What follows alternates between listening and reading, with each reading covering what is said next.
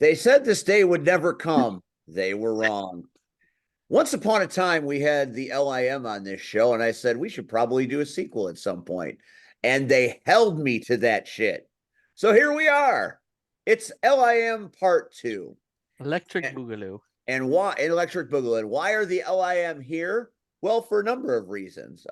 It's one of our most watched shows that we've ever had. So credit the LIM with drawing the numbers by hook or by crook.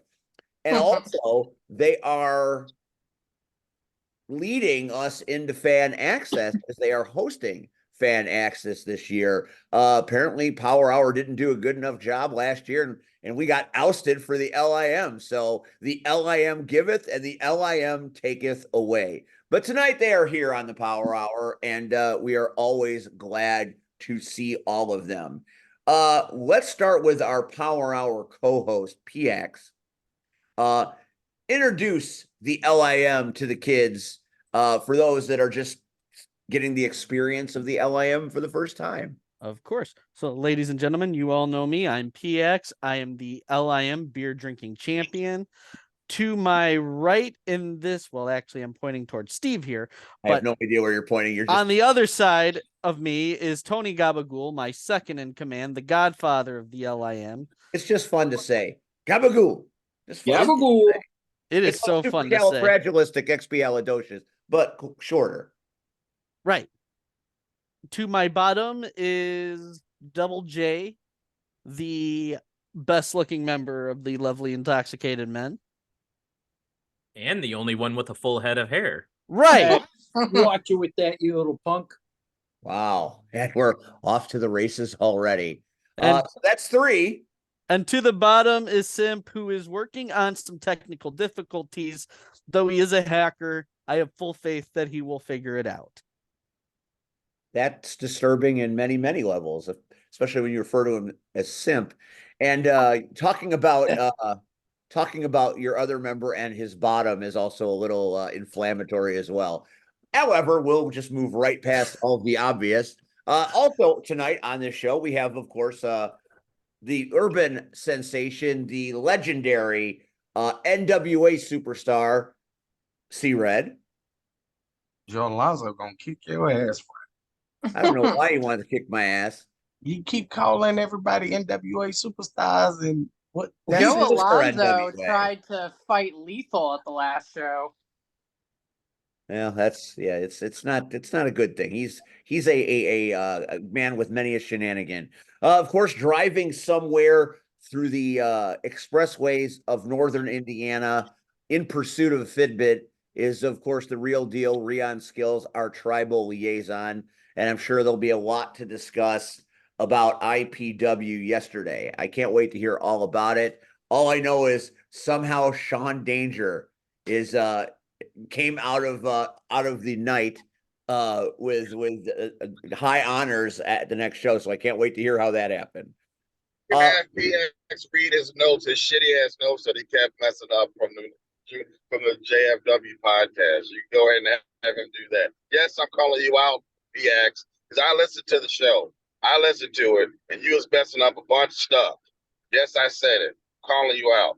Now I'm gonna go back and drive. PX, you're kind of a host and a guest. So you've got kind of a Batman dual identity going on here. And he just called one of your identity. I don't think he called our show host PX out. I think he called JFW podcast Papa PX out. Usually the man with attention. But I also know that he got those notes from someone else. But listening to it and being there, I know what happened. So this is me just saying, get good. That's all. Get good. Yeah, I said it. Or you just be there next time. Saying that too. Yeah. Calling you out. You got nothing, Pax? You got nothing? I got nothing. God damn it. This is okay. He folded it upon himself like a Budweiser lawn chair. Poor Pax. Poor Pax. I'm sorry, I should have said old style lawn chair. It would have made the joke funnier, but that's neither here nor there. Also tonight on this show, Amidst the fantasy world of Overwatch is the lovely and talented Cactus Rack, aka Sedusa, aka Russian Blue, aka Roxy Raid, aka Angel. She will Roxy kick Rage everybody is out. dead. But Roxy hey, Rage girl, is hey. dead? Roxy Rage is dead. Hey, girl, hey. Hey, girl, Hey, hey. girl, hey. So we've got all the now. Who of the LIM has fucking big league the Power Hour? Because I know there are more of you. Turtle is a member of the LIM. Where the fuck is that bitch? That I don't know. Down in the sewers. Down in Did the Hot sewers. Rod get an invite? I just assumed all the LIM would be here. I called out the bell. Bring me your tired, your poor, your huddled LIM masses and get them here. But there are holes in the lineup here. You're like the White Sox at this point. There are holes everywhere. It's like Swiss cheese.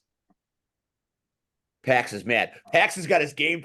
I'm afraid of Pax right now. He's got that look like he's gonna do something. Don't talk about the South Side. I'm not afraid. Packs get good.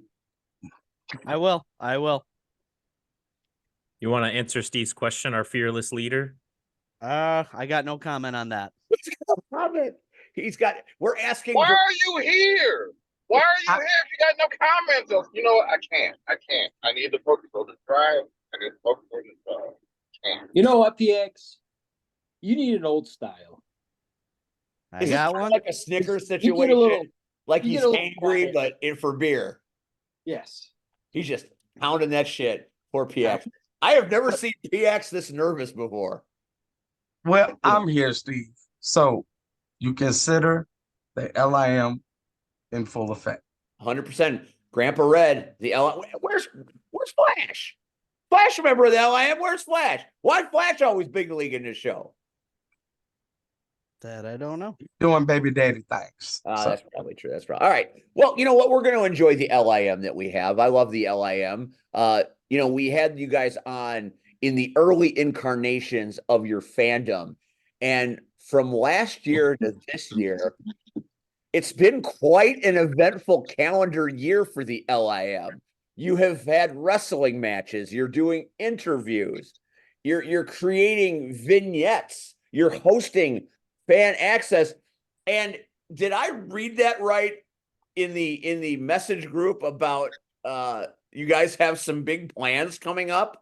That we do. Well, let's lead with that shit because I was like, what is happening here? Simp, do you want to put up the graphic? Simp is tech. Simp has the graphic. And Simp, if you can't get it, I can get it. Hold on. oh, we got infighting in the LIM right now. This is what happened when the NWO went down. All right, are you ready for the graphic? The guy who got pinned by a fan. Well, it's okay. It happens.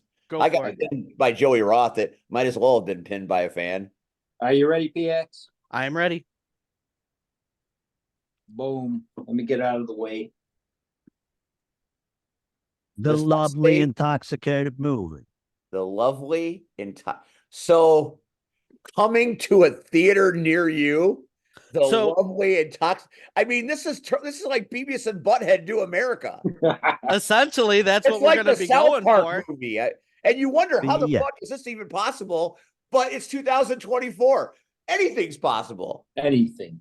If you got a camera, so is this going to be a documentary, a cartoon?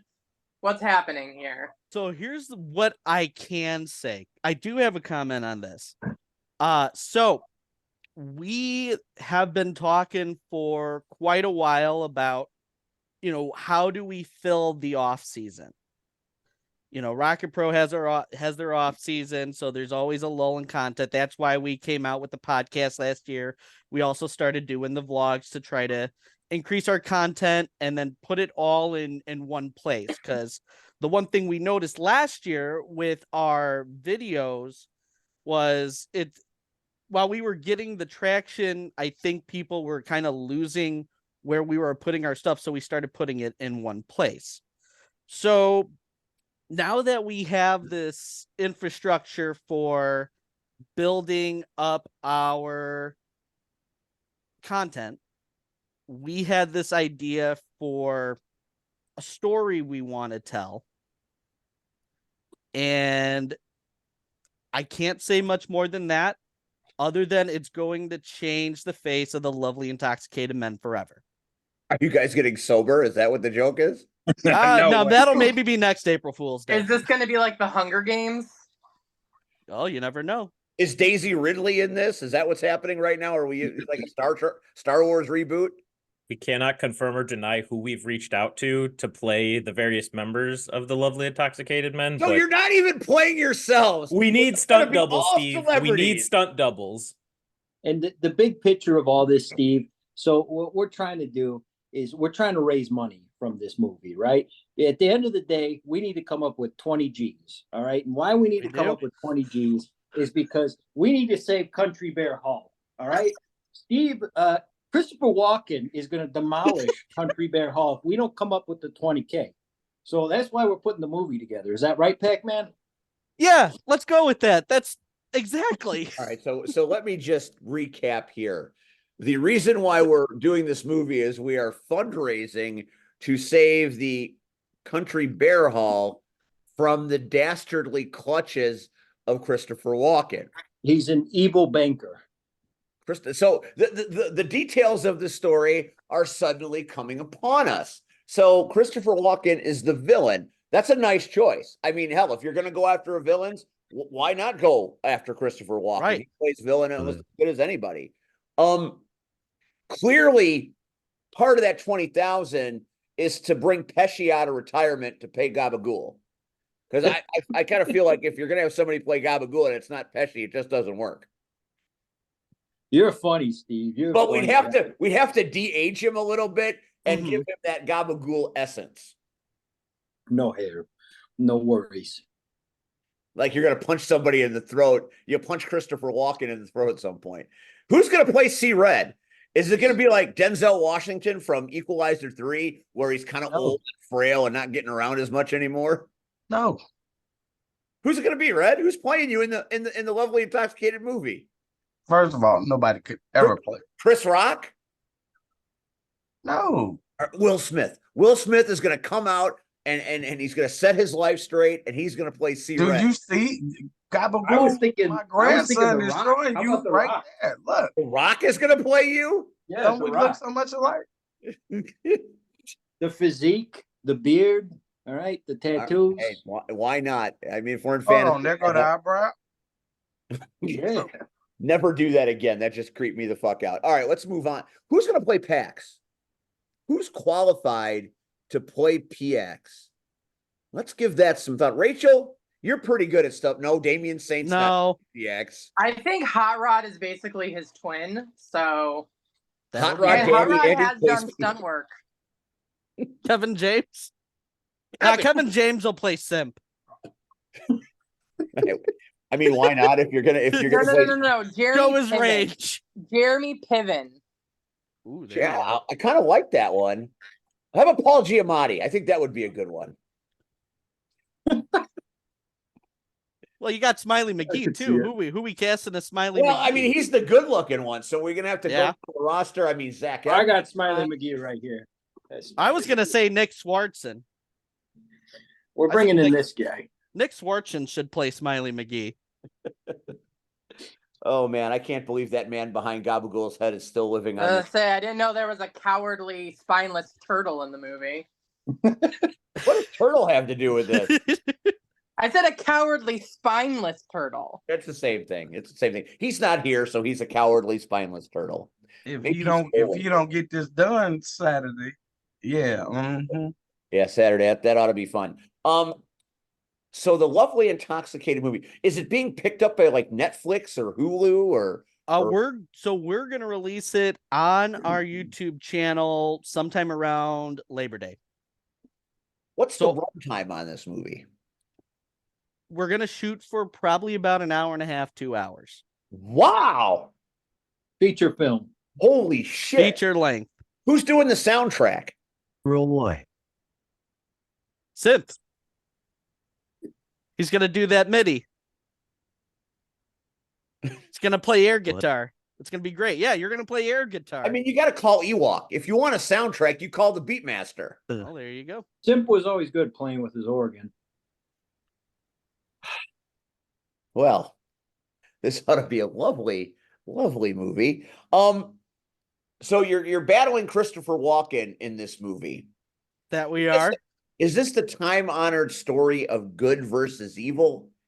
You bet your Yes. ass, Steve. Is it a coming-of-age story? Does somebody die? Because I feel like it's not a good movie unless one of you dies. Well, I hope I don't. I hope I don't. Listen, if It I might get to be be in the me movie, I'll because be the I'm one that drop dead dies. handsome. I'm all good with it. I need a little time off anyway, so I'll be the one that dies. And I want it to be like a tragic death, like that makes everybody feel bad for about 10 minutes, and then C-Red saves the day, and then everybody rides off into the sunset. We need to have a feel-good ending for this. But you can't have a feel-good ending unless you feel bad at some point, right? Mm-hmm. So I'm willing to take that one for the team. Just kill me. And you don't have to kill me quick. Put me in a room and make me listen to Roxy Hart singing or something. I'll die of the causes that way. That's a horror flick. It's a horror flick and a half. Hell yeah. All right. So the lovely Intoxicated movie, As I Live and Breathe. I think I would watch that. I think I would watch that, and I think I might enjoy it. I'm not embarrassed to say that at all. So the one thing that I will say is every little bit of our summer content that's going to be coming out, all roads lead to the movie. All roads lead. Now, when you put out the trailer, All roads. film, Even fat Cody Rhodes. when the trailer comes out, can I do the Hollywood trailer voiceover? Absolutely. Yeah. Once upon a time in Joliet, Illinois, there's a band of men. Only they can save the world. Absolutely. This shit's just writing itself. It's just writing Mhm. itself. Well, that I did not expect to lead with the lovely Intoxicated movie, but I'm kind of glad we did. Kind of glad indeed. So it's been a hell of a year for the LIM. You guys have been everywhere. Take us through the year. I mean, we haven't talked to you in it's been almost a year since you were on this show. And Pax is a wrestler who's now retired. You're award winning. You won Nova Awards. I mean, We did. Where's our Nova Award winner? Smiley is not going to be with us tonight, but I do. Give me 1 second. Gabagool, hold down the fort for me a second. Smiley's off in Indiana. He's working on the roller coaster at Indiana Beach. All right. The gears keep seizing up, Steve. It happens. You guys are invaluable to the world. I feel like if the LIM are removed from a situation, that situation just crumbles. And Rion is in Indiana, so I wonder if Rion and Smiley will be hooking up. And there it is. There's the Nova for being a Korak. It just doesn't get any better than that. Talk about the year. Let's start with Gabagool. Talk about the year, Gabagool. Well, what a year it's been, Steve. I mean, there's been a lot of old styles. There's been a lot of Rocket Pro Wrestling. But really one of my favorite things from this year is just being able to hang out with my grandpa, C-Red. All right. I got to watch this guy back in the day. My other grandpa, the one that claims he's my biological grandpa, he used to take me up to Windy City Pro back in the day. We go up to Cicero, and I'd see this young man work, and what a legend he was back then and even now. So this season of Rocket Pro Wrestling, one of my favorite things to do was watch C-Red, and I was truly blessed to see him wrestle his last match at IPW. I mean, all flowers to you, sir. You're a living legend. And through this experience, I got to have, one-on-one personal relationship with you, and it's truly beautiful. I agree.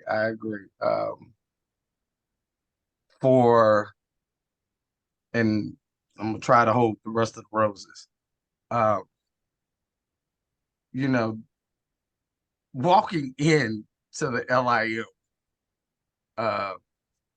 is a unique experience. But I've got to know each one of these gentlemen on their own. And let's just say that they've made my life better. And that's a shoot. You know, regardless, when I see them, I know, you know what? Today's gonna be a fucking awesome day. Because all of them are genuine. And again, you know as well as I do, Steve, in this business, that is a word that you can sparingly use. You know, you can't use it on everybody. So Can't use you them know, on half the people. you know, right. So, you know, for Gabagool, you know, we've sat back, we've had conversations, a couple of old styles, and just, you know, I feel the love and the respect, you know, so I'm happy when I hang out with these guys. So it's no shock that they, you know, whatever. I don't even think I think they really outshined us at the last fan fest. 100%. So it made it an easy decision. Oh, who do we get? Yeah, we're gonna go with the guys that outshine those guys. So It had to happen at some point. We lose our luster quickly, but you know, the LIM never lose their luster. They are always shining. I think Rachel was gonna say something. Go ahead, Rachel. No, I didn't say anything. What's going on in Overwatch right now? What's the situation? Is it grim? No, I've won every single game so far. Hey. Hey. You go, girl. All right, so we asked Gabagool about the year. Let's talk to the LIM Beefcake, the sexy LIM. How about your year? Becoming a sex symbol, that spreading Playgirl. I mean, take us through it. I thought this was a family show, Steve. I didn't want to get into my Well, personal I mean, the affairs. family can watch. They're not going to like it, but they can watch. I mean, if they subscribe and pay for the content, you know, link in my bios everywhere, you can certainly enjoy that with the family. I don't know why you would. It helps fund the beer tab whenever we go to shows. I will say last year we struggled. We had to really rally to pay off that tab at St. Joe's Park by the end of the year. And then, you know, I really thought, hey, I've got a prominent jawline and prominent other features. Why don't I just start taking pics, shooting flicks, and throwing it on the internet? And here we are, flush, just not really able to pay for the tab to, you know, fund this movie because of, like, you know, taxes and all that stuff. So would that be on only Lushes? It is one of the sites. If there is something where you could sell pictures, you will find me there. I am a businessman. Okay. Are you all a in the good name of businessman or are you a businessman? both, Steve. I tried to Sponsored by be Blue Jay-Z there for a minute. Sponsored by Blue Chew, my favorite breath mint. And so with over the year, I will say I am more of like a backseat member of the LIM. I'm not as prominent in some features, but I would say it's been really great to come in to this group. I moved out of state for a number of years for various reasons, being chased by different things, found my way back home, met up with some good friends from back in the neighborhood, reconnected, and started coming to shows. And then they quickly learned that if there's ever a time in need, you can rely on old Double J to have your back, whether it was Gabagool's head needing to be shined and he couldn't quite reach it. If it was Pax having a broke ass car and someone needed to chauffeur him around, I would always do that for him too. And whether it's just someone who needs to unplug Sim's computer so he goes outside from time to time, I'll be Touch there to some do grass. that too. Got to touch that grass. And then using some of the talents I picked up on the road, as you know, C-Red maybe could talk to this too, picking up trade and tricks on the road. I learned a thing or two, and now that's been able to help fund some of our excursions here as of the LIM. No tricks on the road. Oh, my bad. I told you that in privacy. Come on, Double J. Come I'm on, an Double J, honest- discreet. I'm an honest man. I can tell no lies, and it sometimes bites me in the ass, but other times it's intentional. What And you I can say? buy those pictures too on Only Lushes. So now that Double J's on the interweb in full splendor, does that mean the lovely Intoxicated movie will have an R rating? You know, Pax and I had some conversations about that, and there will be a specific version. We'll call it the Double J Spread edition of the Lovely Intoxicated movie. And if you want that, you'll know where to subscribe and find that version of the movie. Oh, In I all see. transparency, it's just me spreading butter on toast in my underwear. I can't believe it's not butter. Can't see believe it. it's not something. An AVN ward in your future, maybe. I don't know. That's some pretty heady stuff. Spreading butter in his on. I may never sleep again. Guys, real quick. I can't believe it's not butter, but do you know what I can believe in? What can you believe in? I believe in Joe Hendry. Thank you. I have no idea what that means. I have no idea. TNA Impact, Steve. Just, Oh, gonna show- TNA just Impact. segue it. Just segue it. I have faith, Steve. Just segue it. You can figure it out. I have faith. I have faith. There's just too much wrestling occupying my mind. I don't know them all. All right, you want to talk TNA wrestling? I can't offer you much, but I'll try. I remember when Jeff Jarrett was there. About Not the to be Shark confused Boy. with Double J. Didn't they just Slap cancel knots? Motor City Machine Guns? You know, there's budget cuts right now, Steve. We don't want to talk Everywhere about you go. Again, Not the machine guns.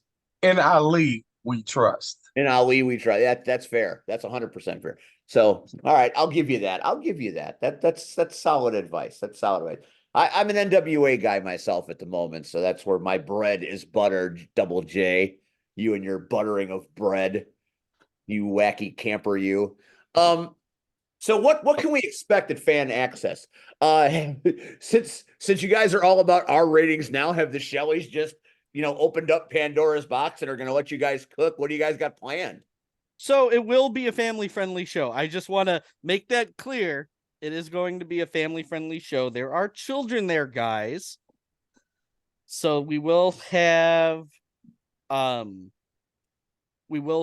some guests. Turtle will be there. We'll have Steve Michaels coming to the stage talking with us. We'll have games. We'll have bits. We're going to have a lot of fun with this. Grandpa Red, did you get invited to be a part of this? He did. I'm always a part of it. Yeah, And C-Red will be there. There you go. You got to love that. I don't know how anybody is gonna top humiliating Santino. So, but I have faith in my grandchildren that if anybody can embarrass him more than he embarrasses himself, it will be my grandchildren. Oh, Rion's here. Yeah, Rian. see, I already knew who had it. You didn't have to tell me. I already knew. You know. Jay Thunder's got those sticky hands. Oh, you're muted, Rian. Big J Thunder. That picture is called Rion at Dusk. I like it. I need to get that framed in my living room. Yes. That he left and then popped back on and he's still on mute. There you There go. he Can is. you hear me? Can you hear me? We can Yeah, hear we you. can hear you. I got the Fitbit, y'all. Yeah. Yay! Jay Thunder had Are we prosecuting Jay Thunder? To Sorry, Jay guys. Thunder, are you going to Sorry. jail? Are you going to No. wrestling jail? Stealing somebody's No. shit? No, it was an accident.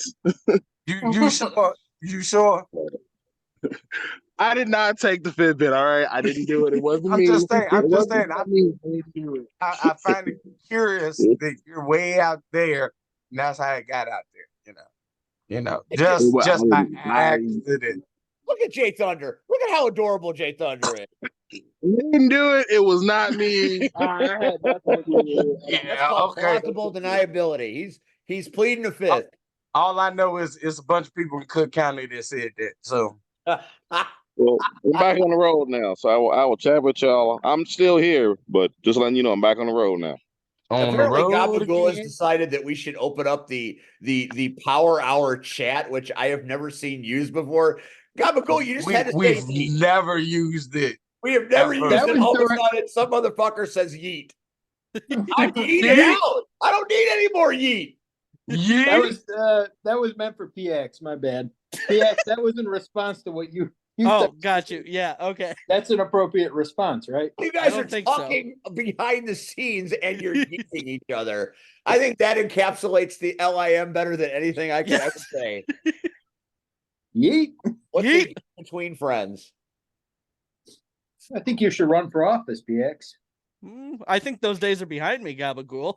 God only knows. I mean, hell, you're making a movie. Who knows? Yeah. It just see that's how it works in just the way things are perceived in the world. It could be the most ridiculous idea, and all of a sudden it catches lightning in a bottle. I mean, the LIM movie could become like this viral phenomenon, and then all of a sudden you guys are the darlings of I mean, that shit happens all the time for no reason. I mean, why not you guys?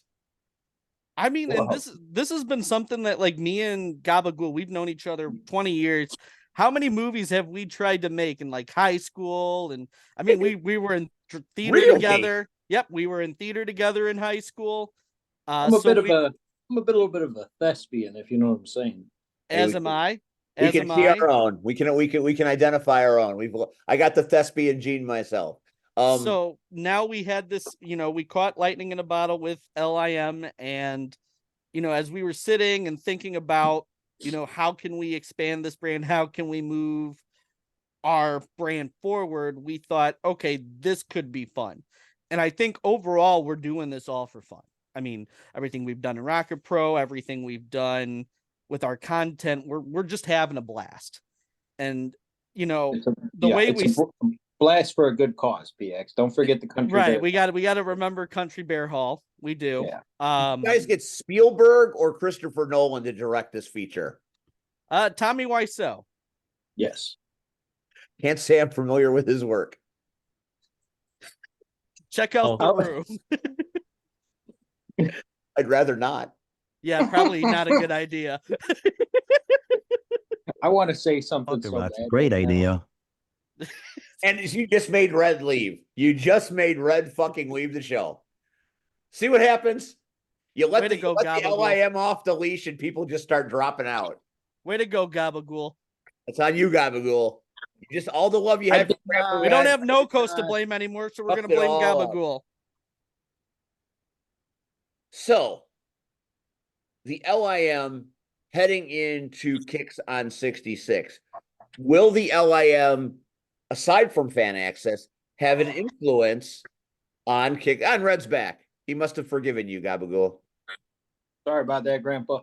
It had nothing to do with you. Will the LIM impact Kicks on 66? I know Chuck Gunderson will be back, so you'll likely see us at the start of the show. You'll see Gabagool and Simp at the start of the show. Why is Simp so quiet? He's an international man of mystery.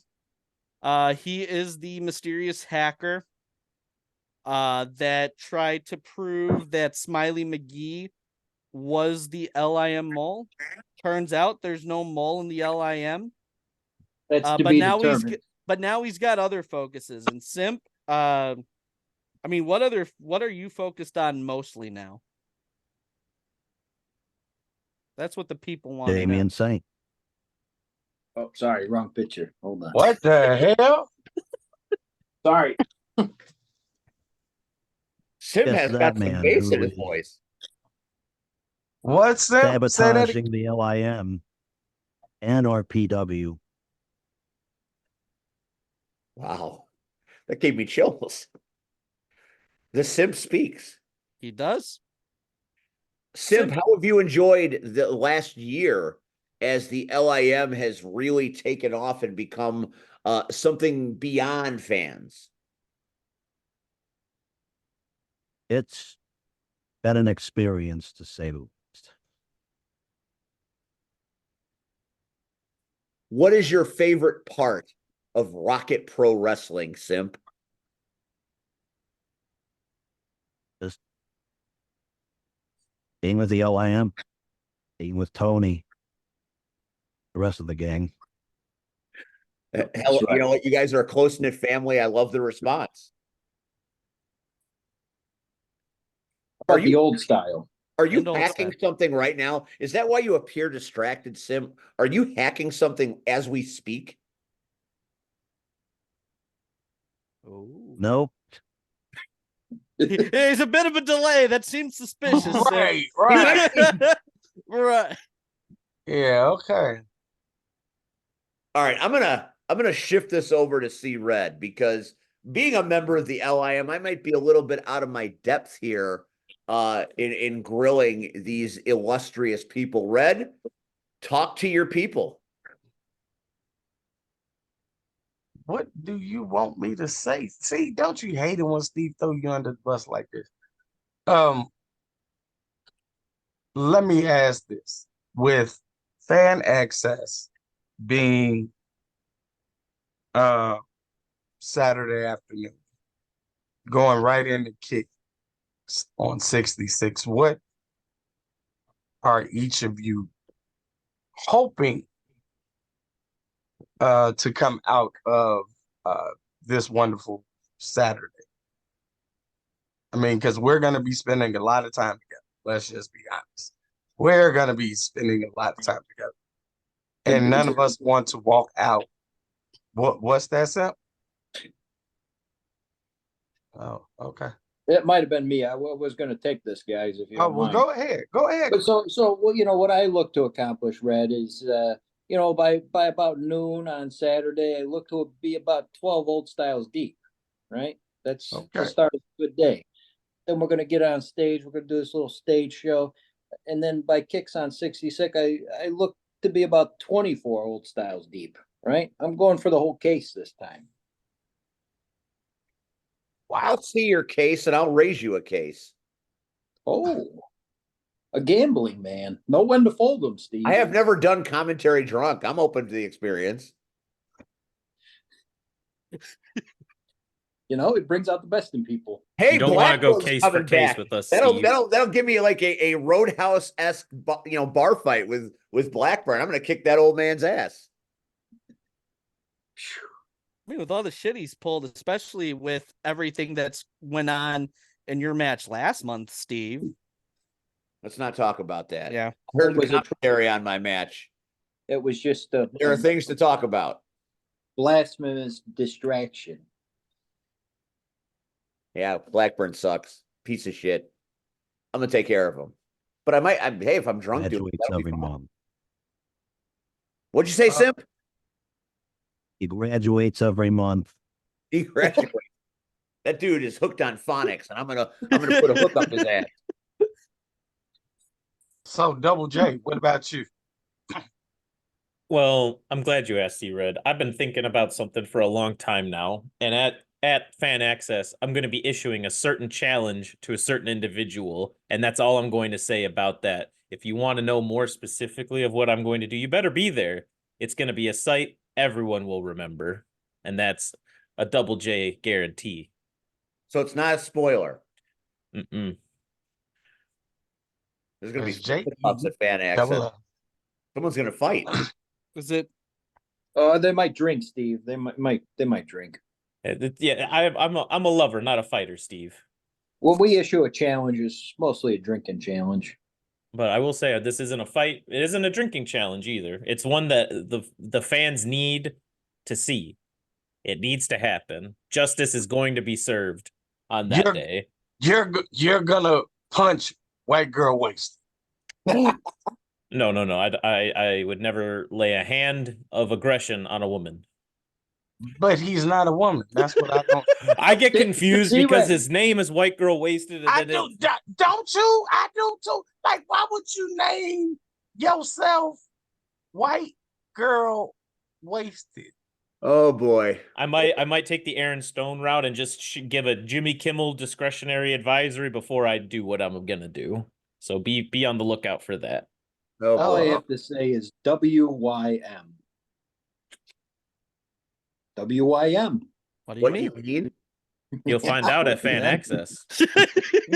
Yeah, y'all got to remember, I'm still y'all grandpa. So all these acronyms and anonyms and any M&Ms. All these acronyms too. Hey, I'm those right two- here. Oh, I miss Danny. This is I don't. complicated. So Pax, Yes. what are you about your thoughts on Saturday? I mean, the biggest match, and I've said this on JFW, I've said this on LIM show. I'm going to be watching the match between the Amazing Turtle and Damian Saint very closely. It's a match that really impacts all the roster. It impacts me now as a new employee of Rocket Pro, being their backstage interviewer. That match is definitely going to be something I'm going to be paying very close attention to. As am I. Well, all right. So Damn. here we are.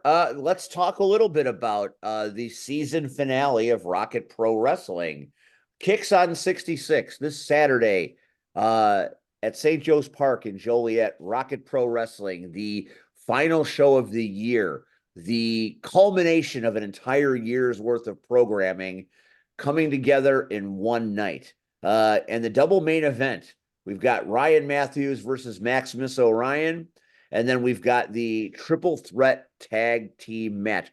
But I mean, there could be 3 or 4 or even 5 main events here, because there are a lot of other matches that have huge implications across the realm of Rocket Pro. But let's start with the double main event. Last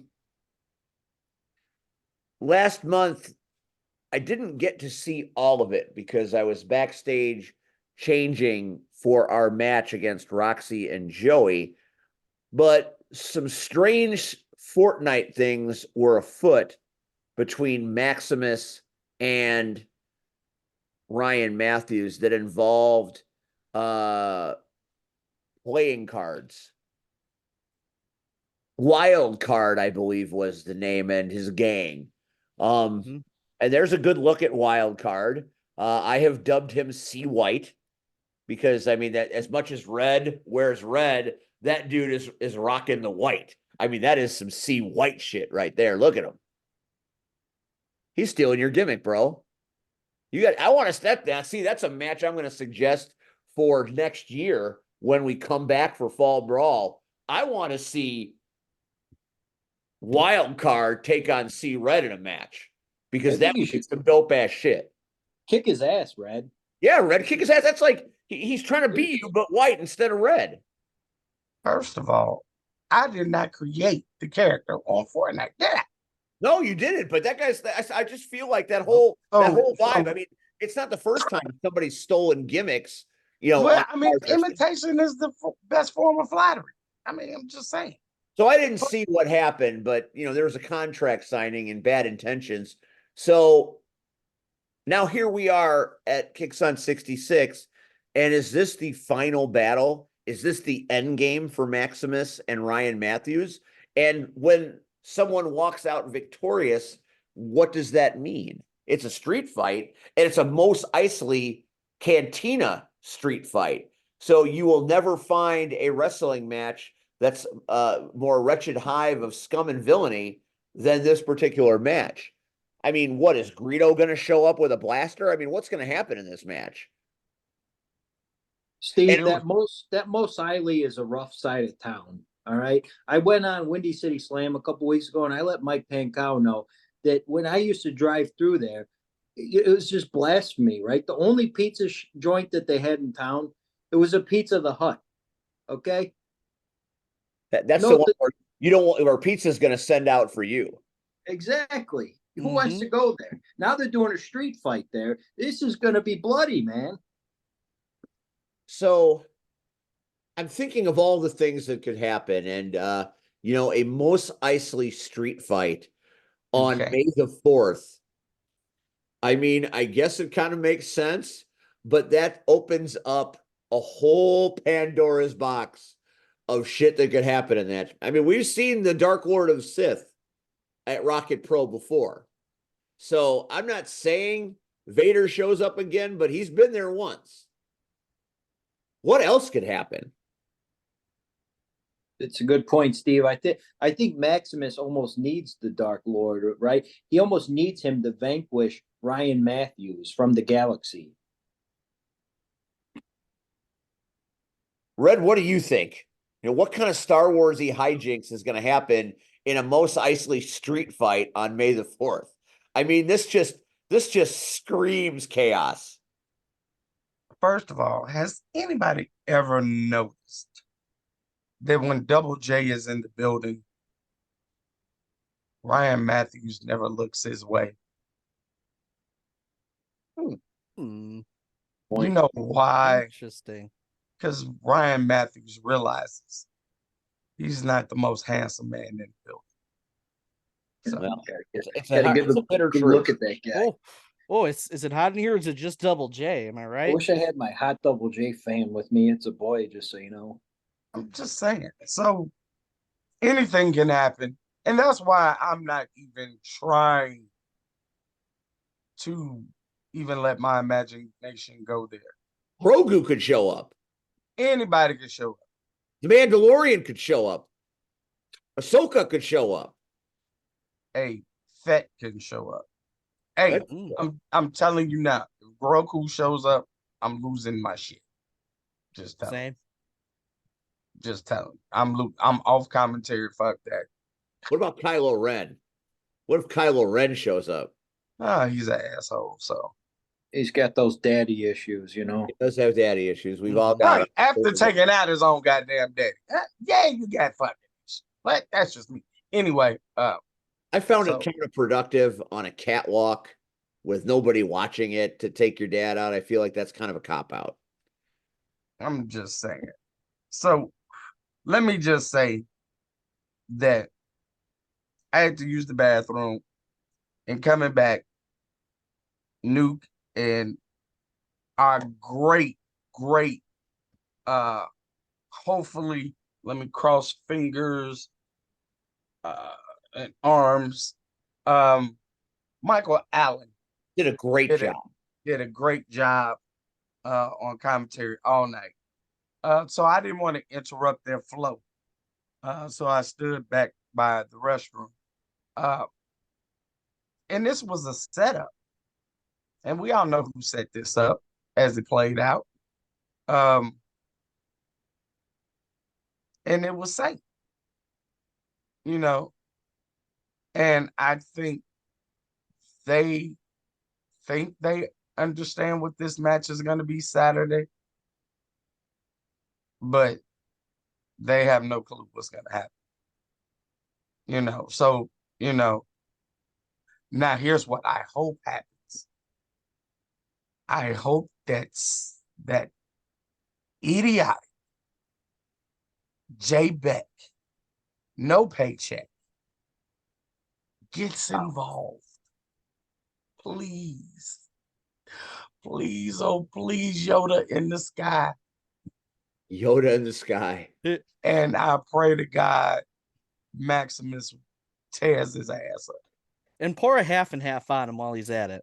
I don't know if you can see this, but Becky Lynch is the reigning defending women's WWE champion. So we got to be careful what we say about him, Red, because she's a champion now.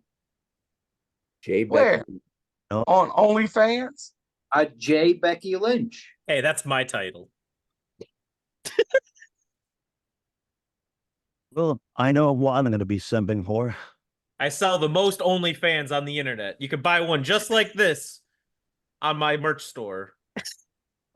His merch. Okay, well, not J. Becky Lynch, but good gravy. All right, so that's one of our main events. Let's talk about the other one.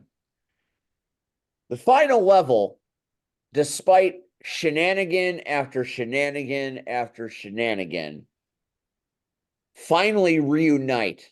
They have been defending their tag team championships over the past several months with guest stars because Shogun gets beat down, Marche gets beat down, and it's been a whole volley of special participants to make that tag team titles defendable. Well, now you've got the final level reunited, but it is a triple threat tag team match, and Marche and Logan don't even have to be pinned to lose. And you've got some really difficult opponents. Sinister, Max Holiday, and Machine. of the three rings are one of the teams. And then you've got the team that probably made the most impact on the final level when they came out of the crowd and Pearl Harbored Marche Rocket when Shogun wasn't there. Youth Gone Wild, Tom Heisman and Matt Creed return. I mean, I have said here that nobody is ready to beat the final level. And I believe in my heart that they are unbeatable when they are together. But I don't like their odds in this match on Saturday because of who they're fighting, because this is not going to be a wrestling match. This is not going to be holds and maneuvers. This is going to be violent because you've got the three rings. Those two men are sadistic monsters. And then you have Heisman and Creed, who have no scruples whatsoever. They have made a living not playing fair. And I think that puts Marche and Logan in a bit of a compromised position. Red, what say you? I'm staying with the final level. I have to believe it. I have to believe it. Gabagool? Red, I'm going to stick with my pick the other day on the Lovely Intoxicated podcast. I preface this match as past, present, and future of wrestling in St. Joe's Park, right? With the past being the three rings, the present being the final level, and the future being the Youth Gone Wild. I'm going to go with the past in this one and say the three rings. Okay. It's mighty bold. What about you, Double J? Who's the sexy pick? It's easily the final level. Have you seen those men? I would like to model myself after them.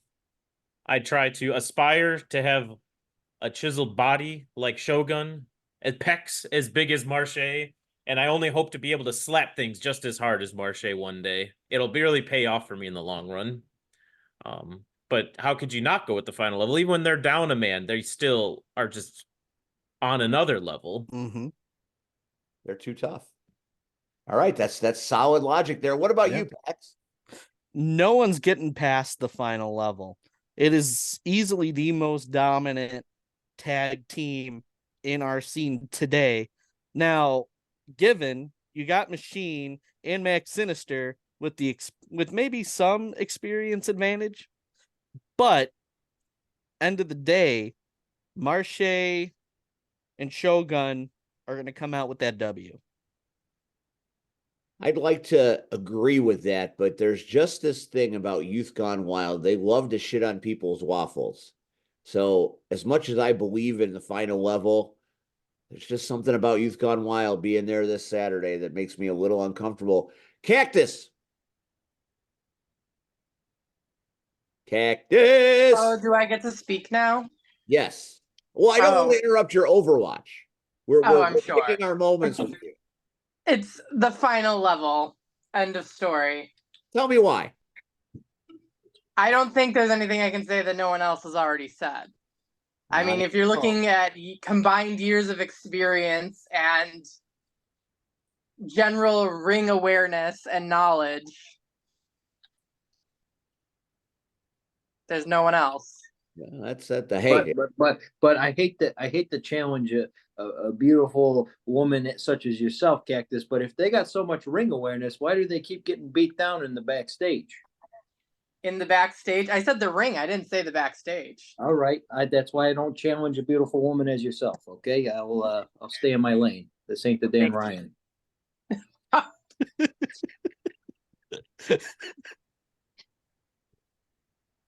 Moving on. Eating cookies in the back while they're getting jumped. Stop saying yeet. And I choose three I rings know as you're well. doing it. Simp, what do you say? Simp, who do you think's going to win? I'm sticking with the three rings. Oh. Simp maybe knows something we don't. I don't know. Rion's still driving, so we'll hear from him later. I don't want to have him take his hands off the wheel, especially now that he's got the Fitbit. Now he's in super pursuit mode on his way to Homer Glen. So we'll talk to Rion when he's got time for us. Another match that's coming up, the return of those damn Coyotes, Hopkins, Berna, Deshane, taking on, well, we've got Hartenbauer. We've got Christian Rose's favorite friend, and then a mystery partner. Red, what if that mystery partner is Christian Rose? It'll be an oh shit moment. Can't But imagine who it's going to be. I have no clue who it's gonna be, and let's not forget, you know, Nuke got in Christian Rose's ass basically at the show and told him, like, stop all your whining, stop all your bitching. There's gonna be a match, and you are welcome to come out and have a seat and watch it. So if he does just come out and watch, or as he's done so many times, jumped on commentary with us, which is always a pleasure, very knowledgeable. Very. Um, Terrible taste in movies, though. He says damnedest things on commentary. hey, Yeah. Right, PX? I Yeah. love movies, but it could. So my heart is saying those damn coyotes, but it's that mystery partner that is throwing me. Double J, what say you? Who's the mystery partner? Is it? No.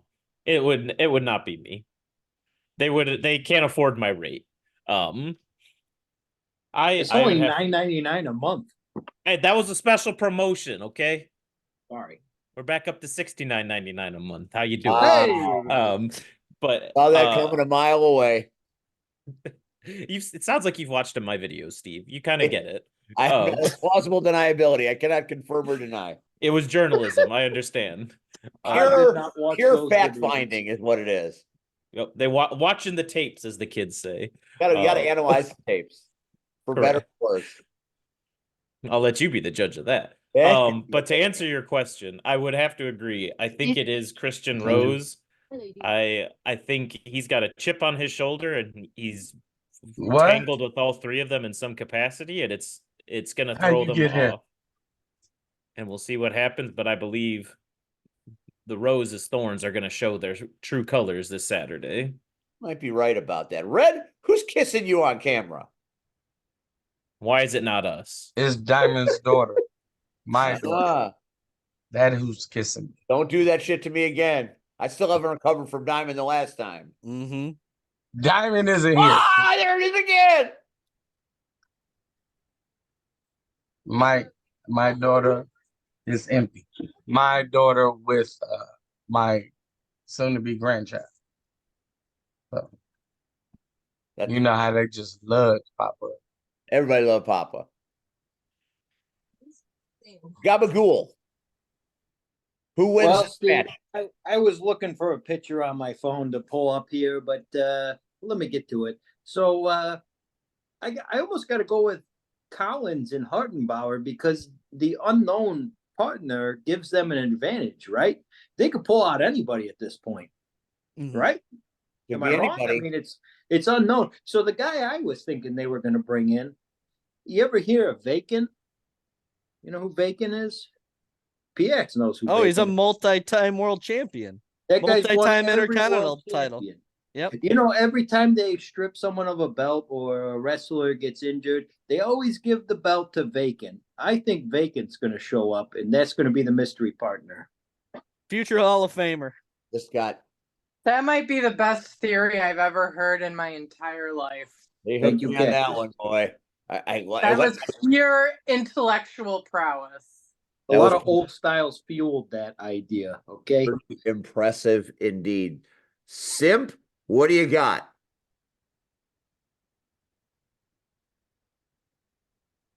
I think Collins and Hartenbauer, with their mystery opponent, take this one.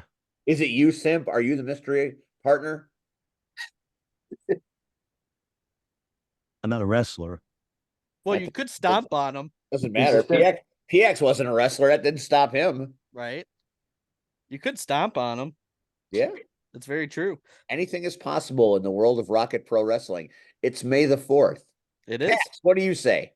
So, I mean, my thing with this match is just it's really going to boil down to what Christian Rose we're going to get. All season, we've had this Jekyll and Hyde situation with Rose. And he's going to be in the fans. He's right. Fan section. So, but even then, I fully expect him to.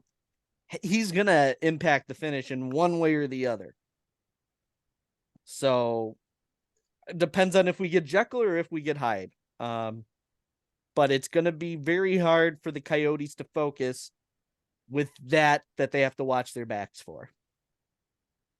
Cactus, can the Coyotes rekindle their relationship to beat these men, or is it more chaos in store for the Coyotes at Rocket Pro Wrestling? I think that the Coyotes are scrappy young men and that they will pull themselves together. And even if they don't, they are resourceful. Cactus has all that knowledge. All that knowledge. All right, let's move on to the next match. Let's do the GM versus GM thing because a lot of people are talking about it. Obviously Turtle is a wrestler, and at one time Damian Saint, a trained wrestler. So this could find its way developing into an actual wrestling match. Saint has done his darndest to brain Turtle with that cane, and Turtle did a little stunner action on Saint. Where do you guys think this goes? I mean, one of these men walks out the sole GM. Is it Saint? And if it's Saint, does Saint win fairly? Is it Turtle? Does the good guy always win, even in the 80s? I'm waiting for someone to get that reference. Nobody got it? No, but I do have an answer.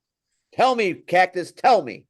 So kind of going off what you said, I have all of the faith in Turtle, but I don't believe for a second that Damian Saint is going to play fair. And I think he's going to win because he isn't going to play fair.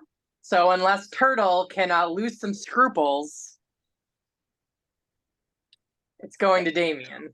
That's a fair assessment of it. Red, what about you? I'm going to agree with our beautiful co-host because, again, what fucking world have you been living in?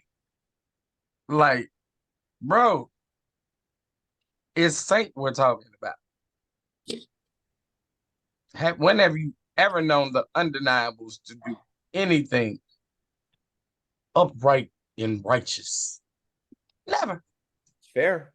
That's so fair. I mean, I see. Now, don't get it wrong. We both have seen Damian Saint in the ring. We know what he can work. He can wrestle, right? Right.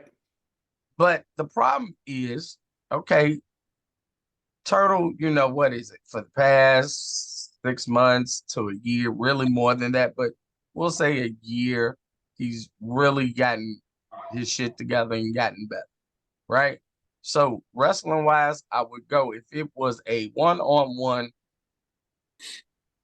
fair match. I would pick, right. If it was a fair match, I'm going to pick Turtle. But we know, again, look what he did to Maximus.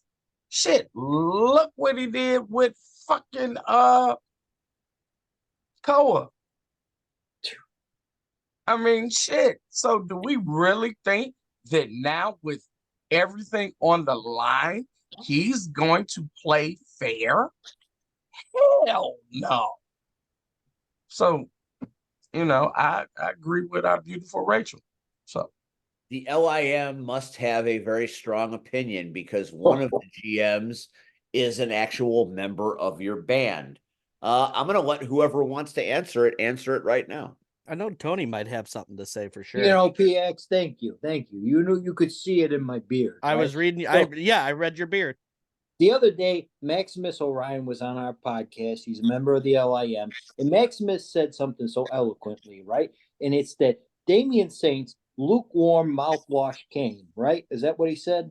Lucius Malfoy, but I didn't want to correct you. It's that freaking cane, right? Every time that cane gets involved in this match, there's undeniable interference. There's only two things that are true in life: death and undeniable interference. And Turtle, I'm sorry, you're one of us, you're one of our brethren, but buddy, the odds are stacked against you. There's more undeniable than there are LIM.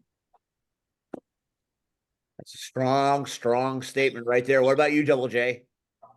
I would have to disagree wholeheartedly. I take this as a call. I'm rallying cry to all members of the LIM, current and potential, looking at a certain co-host of a Monday night recorded show that has an offer on the table to show up in solidarity and support of Turtle. If the undeniable get involved, we have plenty of LIM members who are wrestlers that should come to the rallying cry and aid of Turtle. If an undeniable member comes out, an LIM member comes out, and so on and so forth until it's just a brawl across St. Joe's Park. Finish the story, Turtle. To finish the damn story, Damian Saint is going to get shell shocked, and it's a hands down. It's not a no spoiler alerts. It's a goddamn guarantee, Steve. Wow. Well, all I'm gonna say is you seem to have made an offer to everybody except the best goddamn brawler on the Power Hour, which is me. Hey, you can come too. We would appreciate it. I mean, Well, you and I, we got to sit down and talk about this Echo and the Bunnymen sometime. yes, we do. I'm a big fanboy of them. I simp for them. So, The superior 80s music. I'm a big post-punk guy. You can believe that. I just All like come Duran together. Duran. We all come together. Hungry like the wolf. Yes. Actually, my shit is Rio. I like Yeah, moving on that's a Monday good one. myself. 7 in the His rag. name is Red, and he dances on the stage. Oh, Red, he dances on the stage. I will not assault your ears with my singing. Yeah, I was never in the choir. I need that recorded and played as my interest. I'll work on it, sir. I'd like to watch you dance to that. That would be You know, there ain't too much I can't dance to. that's fair. That's 100% You fair. can't dance, Red. What are you I thought doing? you were your in a. entrance, I thought man? you were in a secret dance off club or something. He was in a high school. goddamn boy band. What are you talking Oh, about? that's right.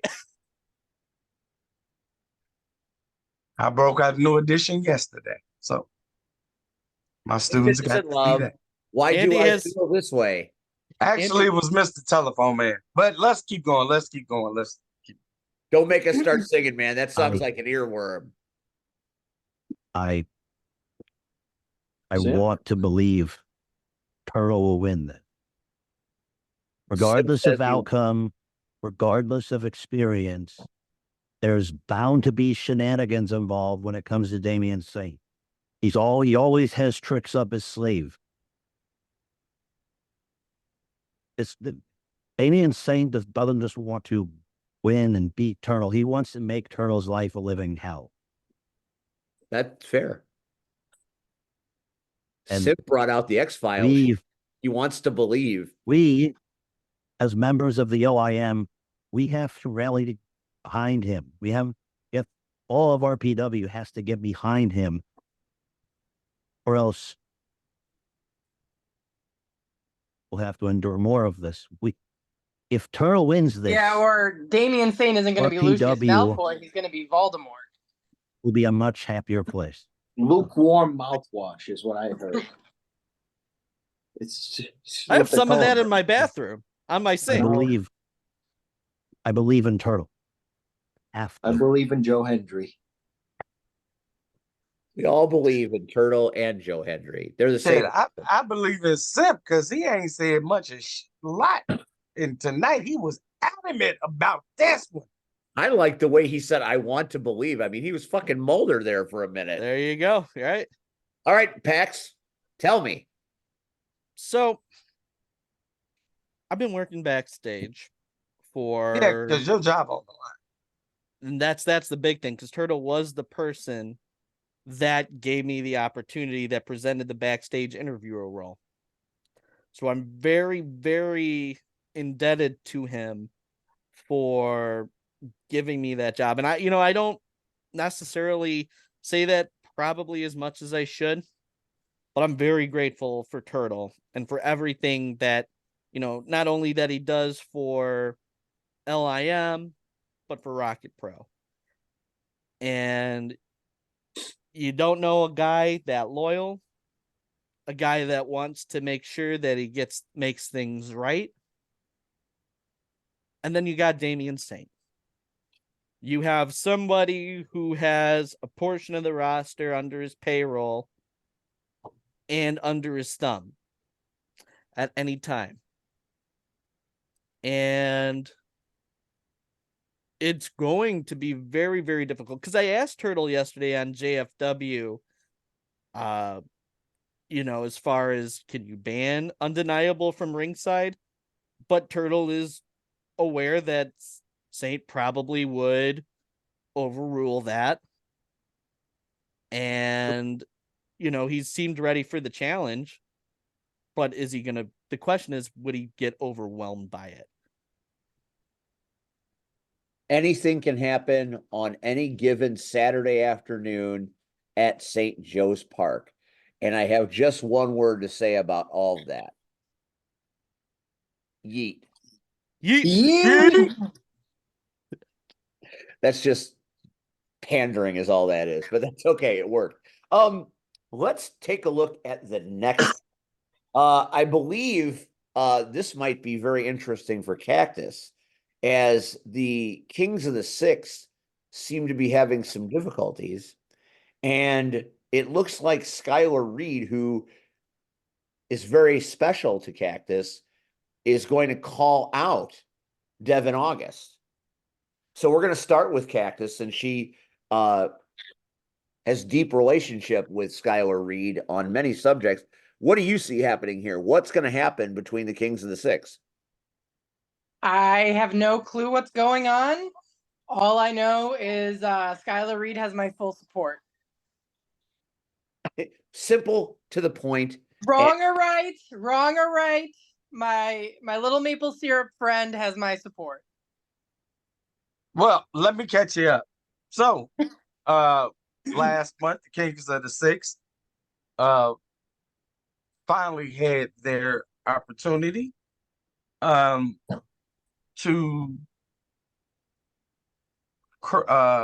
take the tag team championship against what we like to call what were we calling them, Steve? What was it?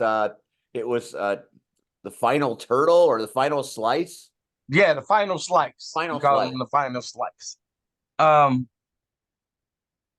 And while the knockoff dollar store Wolverine wanted to continue to cheat and misuse and chicanery. There we go. Lots of chicanery. Skylar did not want to. Skylar finally woke up and saw the light and did not go down the dark path, which cost them the title, so they did not win. And afterwards, Saint being, who he is, once he doesn't have a use for you anymore, he picked the rest of the undeniables on Skylar Reed, and I would like to believe he was kicked out of the undeniables. It sure looked that way, didn't it? Yeah. So, I would like to, Yeah. Well, I'm not above cheating myself. Skylar Reed, you have my full support.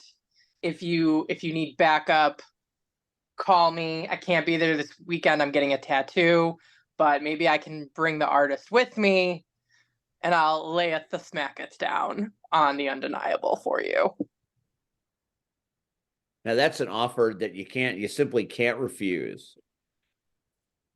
All right, so let's move on quickly from this, and let's go with the match that has got Red almost not wanting to be at Kicks on 66.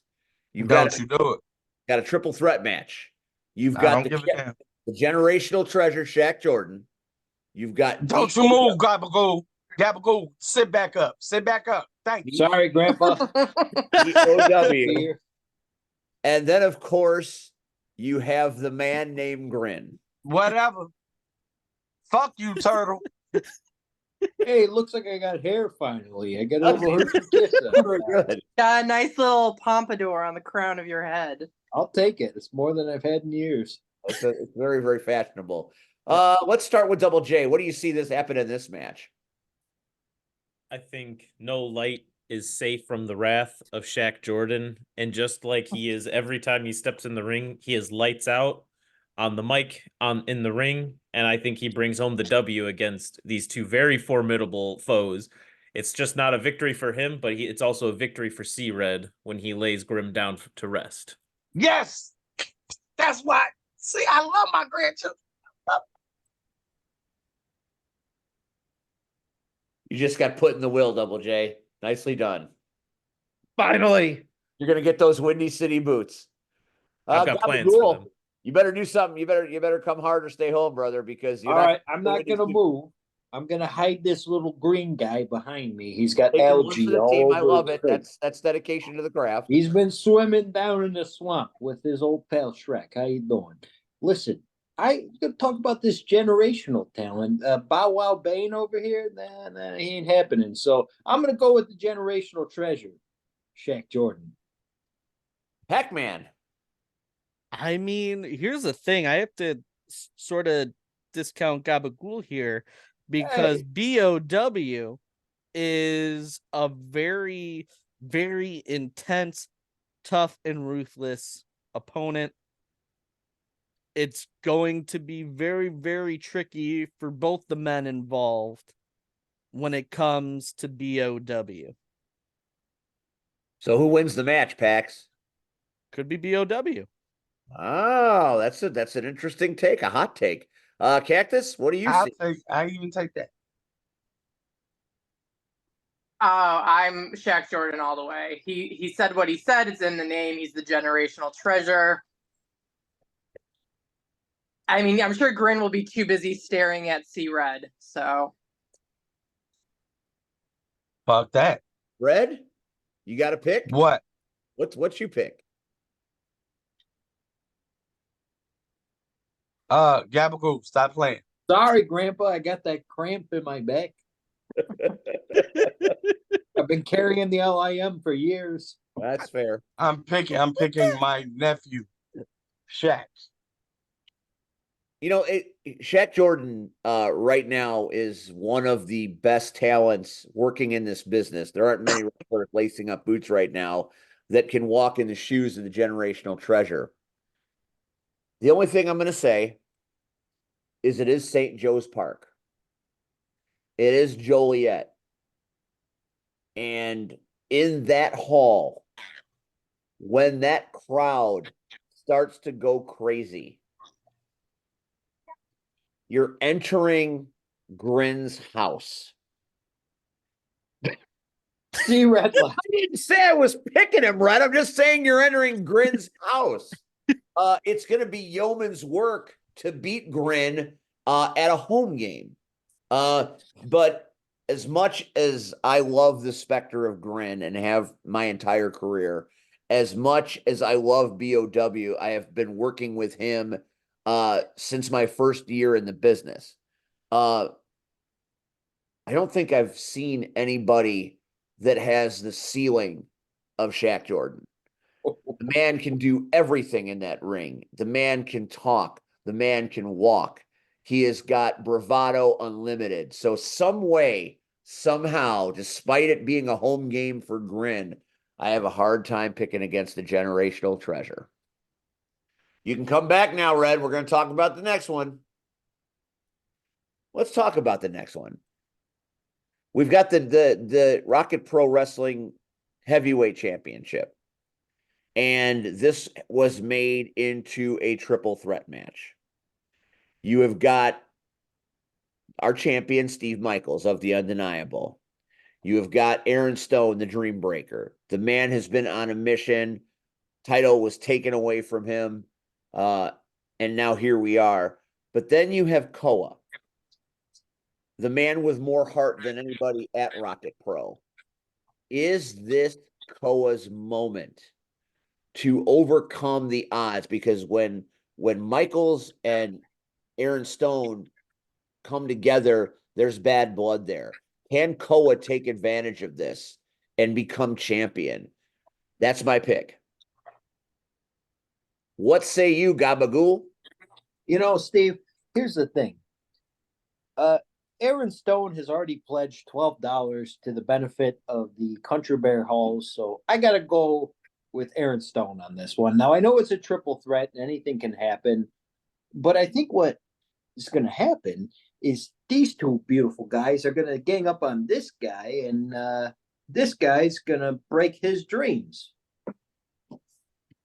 I mean, that's certainly how it could go. Double J? I am always going to stand loyal with Aaron Stone. If you all remember way back when he was champion in a certain title match, candy was involved. I was the one who provided him with that candy. We have a bond that has never been broken like a Butterfinger, and I will always support him with the parental advisory notice, and I think he's going to come out on top. Koa's got too much beef with the Undeniable after what they did to Khalees a few months back, and I think he's going to be distracted. He's going to take his eye off the prize because he has to try to protect Khalees. If that were to happen again, I think that's his kryptonite in this match. And Aaron Stone he's coming to get back what was taken from his, and I don't believe either of them are going to be able to stop his dream from being fulfilled while he breaks theirs. All right, we got 2 for Stone, 1 for Koa. What about you, Simp? Well, I'm gonna go with Steve Michaels. Dude's The been an Undeniable? absolute. Yes. But the dude's been an absolute tank. He's just been destroying opponents left and right. Some people have come close, but ultimately he prevails. I mean, with two of these guys, I think there may be a chance to stop him, but I think that he'll still find a way to pull through. Steve, I know we don't interject on this show, but can I interject for a second? By all means. It's Simp, the LIM hour. The only way he's been dominant is because of Damian Saint's cane. Okay? He wouldn't have won the championship if it wasn't for Damian Saint. Let's think about that, guys, right? And gals, we got a gal here. Right? He wouldn't have won the championship if it wasn't for Saint. That is certainly a way to look at it. Cactus Rack, what do you say? Aaron Stone is a knockout. That's Aaron fair. Stone. That's 3 for Stone, and I don't think I even need to go to Red on this one. Red, all right, let's hear you say Stone, Red. I'm gonna say Koa. Oh, Red wave. Ooh. All right, you got my attention. Tell me why. I know why I think it's going to happen. He's pissed the fuck off. Yeah, he is. Yeah, he is. Aaron Stone for Koa. Wrong place, wrong time. Now, yeah, he's gonna fight 2 other men. One man is big as both of them, right? He's not gonna forget, as Double J said. He's not gonna forget. But I think that's why he comes out on top. When you touch his lady, he goes batshit crazy. So for him taking away what the Undeniable have worked so hard to try to get, that's his best form of revenge, is to walk out Saturday with that belt around his waist. Well, I can't argue with any of it because I feel the same way. Pax, we've got 3 for Stone, 2 for Koa, 1 for Michaels. You can tie it up or you can send it over the edge. So looking at this lineup, the biggest thing that I want to bring up is this is a triple threat match, and if I'm not mistaken, triple threat matches have no disqualifications, correct? So, with that being said, Right. who's to stop the Undeniable from coming in to do whatever it takes to help Steve Michaels retain the title? But then there's actually another X factor that nobody's mentioned. You have the King of the North, Gunner Brave, with the Rocket to the Top briefcase. Preach, my guy. Yep. Would he come into play? Would he wait a little bit? Because we know last month he did say that he's kind of exploring himself in a way to make sure that he can be someone that the fans can be proud of. And that's something that could be a factor even. But would he want to cash in on Michaels now at the height of his powers, if you will, or is it just going to be between these three men? So there's another potential part of this equation, but regardless of it, Steve Michaels with the Undeniable, they outnumber both of the guys in this match. And I love Aaron Stone and I love Koa, but it's hard for me to say, but I think Steve Michaels comes out with a win here. From the mouth of the Pac-Man. Now, have I covered all the matches or did I miss any? Well, you missed one. David Hasselhoff's nephew has a match. Well, let's bring up the graphic. You've been doing a great job so far. Oh, Thank you, that's sir. right. The intercounty title between JVJ and Jesus DeSafio. This is a bad blood match. They used to be friends, not so much anymore. Who wants to go first? Who wants to make the pick? I'll take it. Pax is on the clock. So with this match and with these combustible elements, one of my first backstage interviews was actually with Joseph Von Jaeger, who was jumped by DeSafio in the interview space. DeSafio has been very, very, very focused on taking out his former friend and taking his title. And I think DeSafio is going to be focused enough to potentially take that title come Saturday night. Okay. What about you, Gabagool? Steve, I relate this back to my own life, right? Where I had some heat with a friend and I had the belt and my friend come running for the belt. I had the original belt, the original LIM belt, and he went and he just bought his own belt. So what I'm going to go with is the reigning defending champ, JVJ, because he's the real champ, the honorable champ. Just to be clear, you're talking about Danny, who I'm facing for this belt in June, correct? I don't want to talk, but he's not here right now. Fair enough. On the Power Hour, he's not being graced by the presence of Steve and our lovely grandfather, C. Red. And don't forget my childhood hero, Rion Skills. Everybody loves Riyadh. He is the tribal liaison. Acknowledge Bring him. my finger up. He has his finger up. Sim's got his finger up. I believe that. I believe that's right. I believe it. All right. So let's see. Double J, do you think JVJ retains or do you think DeSafio gets his first title reign at Rocket Pro?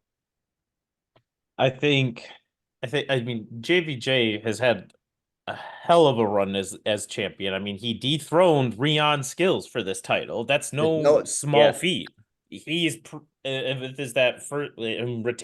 the title in the first place begs the question of his capabilities in the ring. But I had to do some scouting, and I'll be honest, back a few months ago, going to a Wrestle League show to get more of seeing these two in action, and seeing DeSafio in action there. I saw a different side of him that I don't necessarily think I've seen come out of like JVJ at Rocket Pro. So I'm going to go with DeSafio here. I think he is going to pull out some tricks that the fans and maybe JVJ have not seen, because he's no slouch when it comes to the big time matches as well. Big pick by Double J. Pax, what do you got? DeSafio. Ooh, Boy, we Yeah, gotta he, put, how about you, Red? first of all, what's the name of this group? What group? This group. The lovely, Lovely. intoxicated men.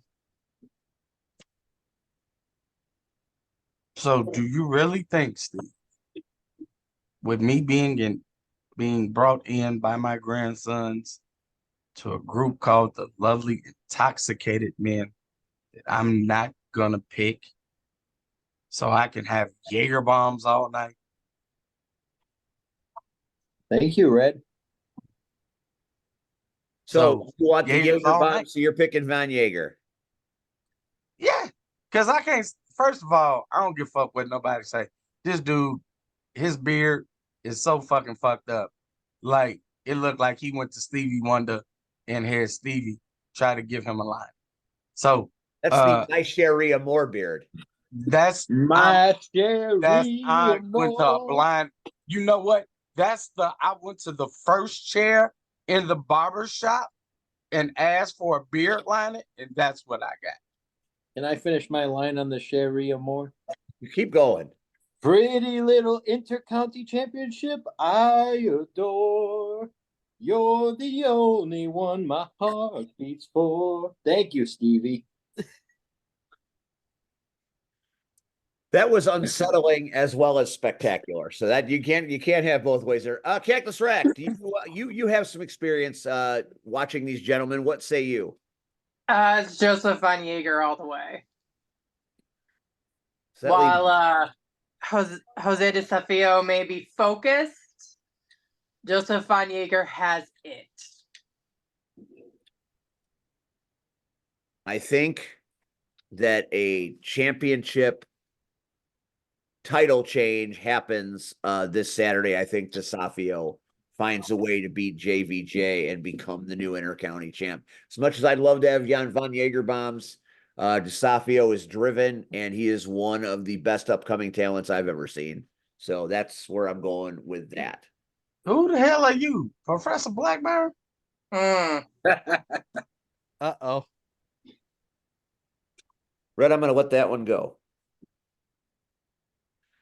This Saturday, Rocket Pro Wrestling presents the season finale, Kicks on 66, starting in the afternoon with fan access hosted by these lovely intoxicated men.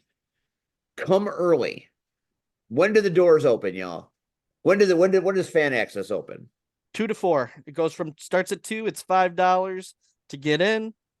For Rocket Pro itself, it's $15 general admission, $20 for front row. So we hope to see you there because we're gonna have some fun. Here's why fan access is worth $5, because you get early access. You get to rub elbows with all of the Rocket Pro superstars. You get an early opportunity to buy their merch, and you get to see what the lovely intoxicated men have in store as they gear up for the lovely intoxicated movie. So come early. Come at 2:00 and experience fan access. We had a great time last year. We had great weather. It appears the weather is going to cooperate with us this year as well. It's a good time. It's nice and relaxing. Everybody's hanging out. Everybody's in a pretty good mood. I don't think Joey Roth is going to be there, so that won't piss on anybody's begonias. So close to getting him out of there for good. But Blackburn and I will discuss that at length on Saturday, I'm sure. And then once fan access is over, the doors open to Kicks on 66. It's the biggest show of the year. The finale always has surprises galore. So come to Joliet, come to St. Joe's Park this Saturday afternoon, do fan access, then do Kicks on 66. Gonna be big. Does it get any bigger, y'all? Don't all answer at once. Doesn't I get mean, Steve, does can I add something, Steve? I would You love it. can't if you even- would add something. You can't even buy a $5 footlong anymore, right? For $5. So, Yeah, Jared so from Subway fucked that all up for us. PX knows the thing about the Five Below, right? So you can't buy anything for $5 anymore. But $5 can get you into the fan access. And access to great merch, good times, good friends, and somebody calling Santino out on something. That's what you get at Fan Access. Will there be water balloons this time? God only Who knows. knows? God only knows indeed. LIM, I love you guys. It's great to have you on this show. My God, you guys have taken this company and this sport by storm. And it's all because of your charm and charisma.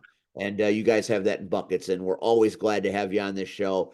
You've done part 2. That means down the road there must be a part 3. God have mercy on my soul. Now you don't have to go because we still got some other things to cover before we end this show tonight. So if you have something else to do and you wish to depart, you may do that now, or you can stick around and talk with us about what's happening Friday night. So I'll be Steven, around. let us know a little bit. What's the card that's coming up? we're going to talk about that this Friday night in Highland Park, the return of NWA Chicago. Let me tell you, I can't wait for these guys to come around again. That is not the NWA that's going to be in Highland Park. You got to be straight out of Compton. You will not see Red. You will not see Dre. You will not see Yella. You will not see Cube. All right, Steve. I don't have the graphics lined up, so God rest. I got you. I got you. Pax is always there. Yeah. wrong NWA. I guess this happens. It's not that NWA. We're not effing the police. We're going to celebrate the fact that NWA has chosen Chicago of all places to be one of its main territories. And they absolutely should, because the best wrestling fans in the United States, if not the world, reside in our great city. Chicago is where it's at. It's where all the big things happen. And when we get a goddamn dome stadium, we're going to get WrestleMania. You Hell better yeah. believe it. Caleb Williams, you better not suck because we need that damn stadium. The big match of the night, we're going to start right at the top, right at the main event. Triple threat match for the 10 pounds of gold. Now, at the end of the last show in March, Billy Corrigan himself, BC, got in that ring and set this up triple threat style. So you've got Mario Pardua, the Polish powerhouse, the toast of Chicago IL, on the Polish New Year in this match against Mims, who first time I saw Mims work was that Friday in March, and that dude is a stone cold killer. And they take on my newest favorite wrestler because he was so awesome to me over the weekend, last weekend, EC3, the NWA champion, the 10 pounds of gold. I love Mario. I would love nothing more than C-Red's former protege to rise to the occasion and find a way to take that title. However, EC3 is legit. And I don't see him dropping that 10 pounds of gold. And let's go right to Red because I'm challenging his athlete. Red, what say you about the main event? Pardua. Really? You already know how I feel about He's gonna beat EC3? I don't know. Hey, He's the overman. You want to know why? does he have overman? is he? He is. I'm over him, man. Wow. Wow. I'm gonna tell him you didn't say it. You don't want that kind of heat. You don't want it. Pax. Yes, sir. EC3, Pardua, or Mims? EC3, he's the champ. He's been bringing that belt everywhere, defending it everywhere. He's been everywhere. TNA, WWE. I'll tell He's you got what, the Pax, experience. I got to sit right next to the 10 pounds of gold. It is the sexiest title in the sport of pro wrestling. When I looked at that title to think who held it, who has had that strap on their shoulder, Harley Race, Dusty Rhodes, Ric Flair, the list goes on and on and on. It's like you're in the presence of history itself. It really is powerful. Double J, what say you about NWA's main event, Chicago Fire, happening this Friday night? I'll have to say EC3 has always been, I've been a big fan of him since his days at TNA, then his second run in WWE and everything he's been doing since then. So I'm going to keep with that as he continues to prove why he's one of the best in the business today. I love it. I love it. Cactus Rack has told us that she might be in attendance. I will be in attendance. Oh. NWA Chicago Fire. Who do you pick? for this title I match? was there last time, and I have to say that Mims was pretty pissed that he beat Mario, correct? He did. And he did, and they still made it, and Billy Corgan still made it a triple threat, and Mims was pissed. I think it's gonna be Mims. Ooh, picking Mims over the Overman. That is a bold statement. And it was glorious looking out on that crowd and seeing Rachel and Eurothrash and Judgment Dave and Hot Rod Daddy Andy and the kids. It was thrill of a lifetime for me. So I'll look forward to seeing you again. Yeah, Gabagool? let Joe Alonzo know that Legally Blonde will be there, and if he wants to pick up where he left off last time, Oh shit. Oh, he boy. tried to challenge her, and I don't think he's ready for her dad jokes. Ooh. Ooh. She's got tough dad jokes. I've lost a lot of money on those dad jokes. Mm-hmm. What do you She say? even has a mug that says "King of Dad Jokes" now, by the way. But moving on. Lethally Blonde, she is tough. Gabagool, what do you say? Steve, I gotta say that EC3's been bringing prestige back to the 10 pounds of gold. I gotta go with my guy EC3 on this one. All right, so we've had some people picking Pardua. We've got some people picking Mims, but overwhelmingly EC3 is at least the majority rules if it does. Now, Cactus spoke of Joe Alonzo. Joe Alonzo will also be defending his junior heavyweight title, taking on Charlie Adams. This is a very interesting scenario because Charlie Adams had a lot of support. His frat brothers were there. A lot of people love Charlie Adams at NWA. And Joe Alonzo, well, he is the self-proclaimed Mr. NWA. I have learned to respect the man because usually the dog that has the biggest mouth can't fight and needs the bigger dogs to help him out. Joe Alonzo's all fight. And if you get in a spat with him, he will whip your ass. So Charlie better bring the A game or the title isn't going to change hands. I love Charlie. I love the Riz. I love his fraternity, Alpha Zeta for life. But a wise man once said, your arms are just too short to box with God. Red, what about you and Alonzo? What do you say about this match? No comment. Damn, Interesting. that's not right. Pax? Now, which match is this? Joe Alonzo versus Charlie Adams for the Junior Heavyweight Championship. Joe Alonzo. Simple, straight to the point. Double J? As a man who is attended many of a university and done some debauchery with many a frat brother, I will go with Charlie Adams because I love to support our fraternities. Party on, friends. Did I get Gabagool's opinion? Because he's gone.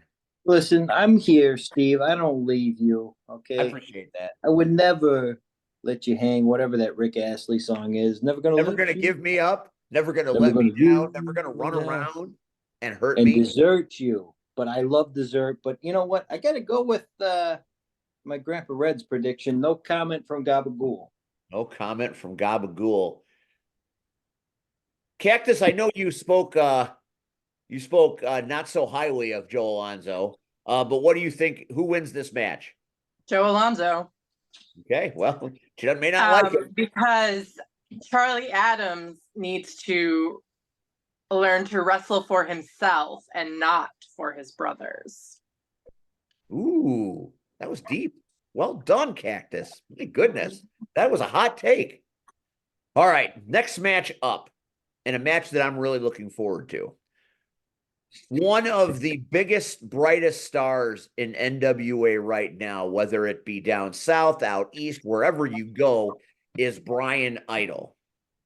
And Brian Idol, who takes on all comers, is taking a shot at one of the most popular local performers that I've ever worked with.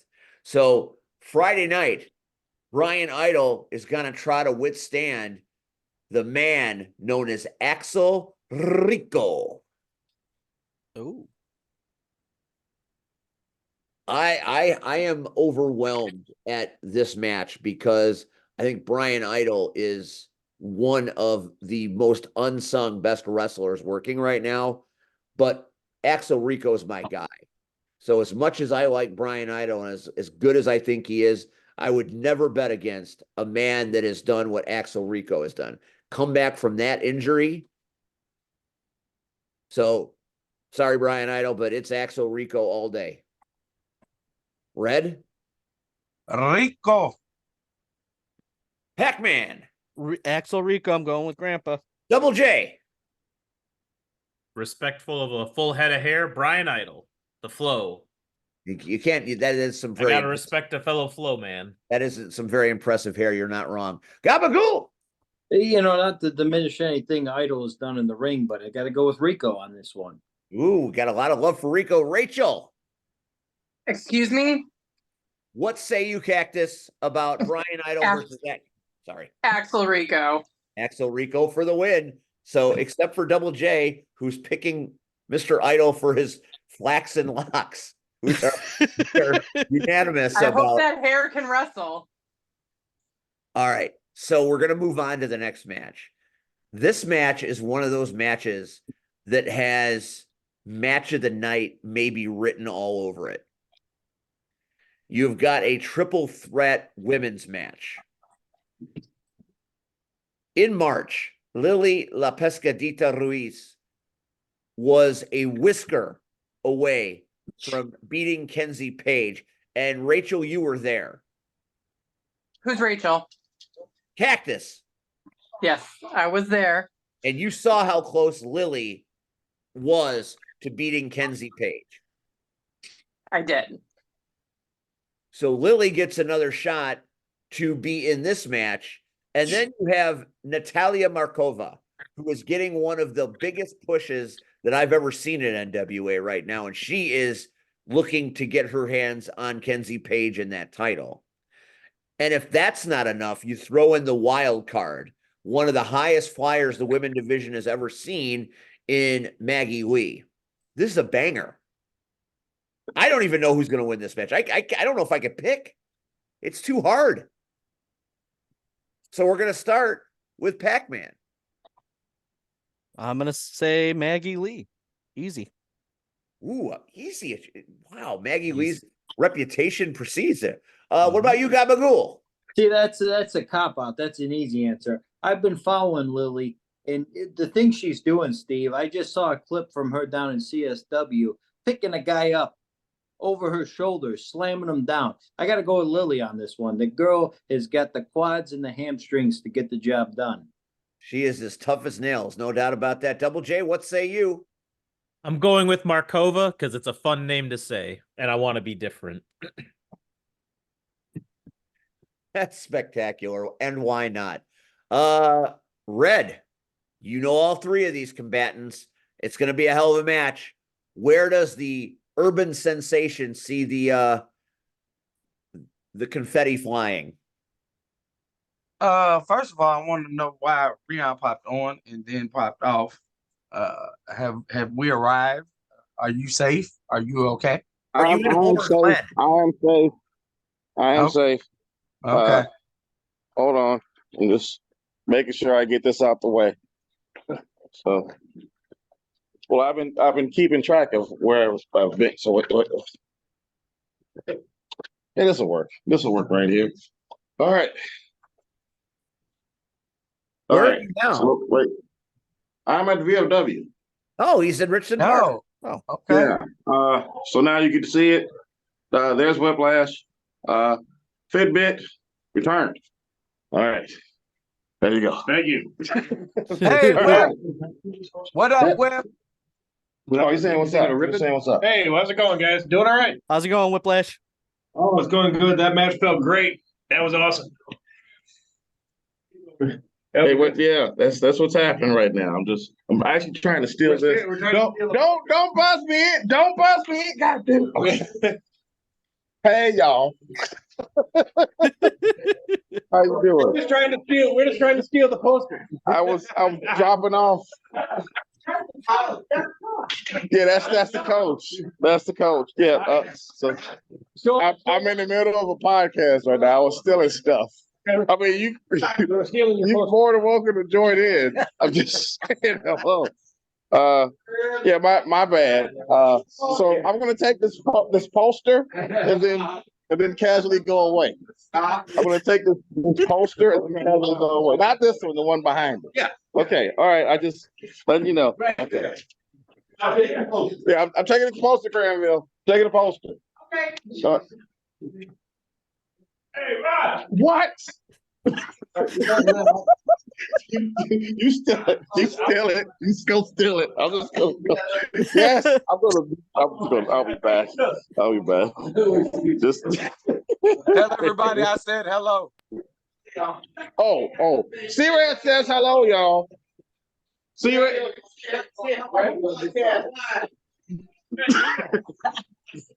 What's up? It belongs to the king. Yes. All right.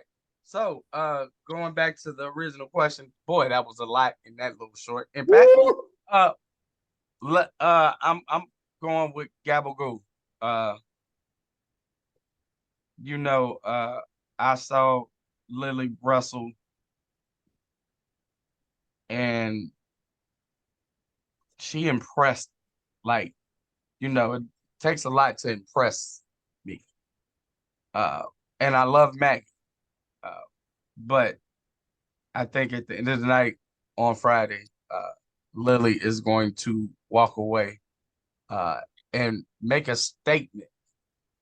And this won't be our last time seeing her. And maybe even on a grander stage for NWA. Cactus. I am also going with Lily. That's fair. Pax. Did I say Maggie Lee? Maggie Lee. Oh, I'm sorry. I didn't know. I hit you already. I am blessed to call matches for Lily and Maggie on the monthly at CSW. And they've had a bit of a rivalry themselves. So they are very familiar with each other. The X Factor in the wild card is Natalia Markova. And her body of work right now is very impressive. And her quest for Kenzie Page's title is something that there's a lot of heat there right now. So I am not going to pick a winner because I think shenanigans are going to happen and something is going to make this end up a no contest. It just feels like one of those matches where either of these ladies could win suddenly and unexpectedly, but that's usually when the shenanigans come. So it's hard for me to pick between Maggie and Lily, and Markova is right now red hot. So it's anybody's guess. And that's why you got to come Friday night to Highland Park, because you've got high octane matches all night long. And it doesn't stop there. You have got Magic Jake's Magic Gauntlet match. And when I heard there was a Magic Gauntlet match, I was all in, because you've got Quintero, who I know very well, the diamond in the rough. You've got Sabotage, who is a freak of nature. You've got, Magic himself. And then you've got Chico Suave, who his reputation precedes him.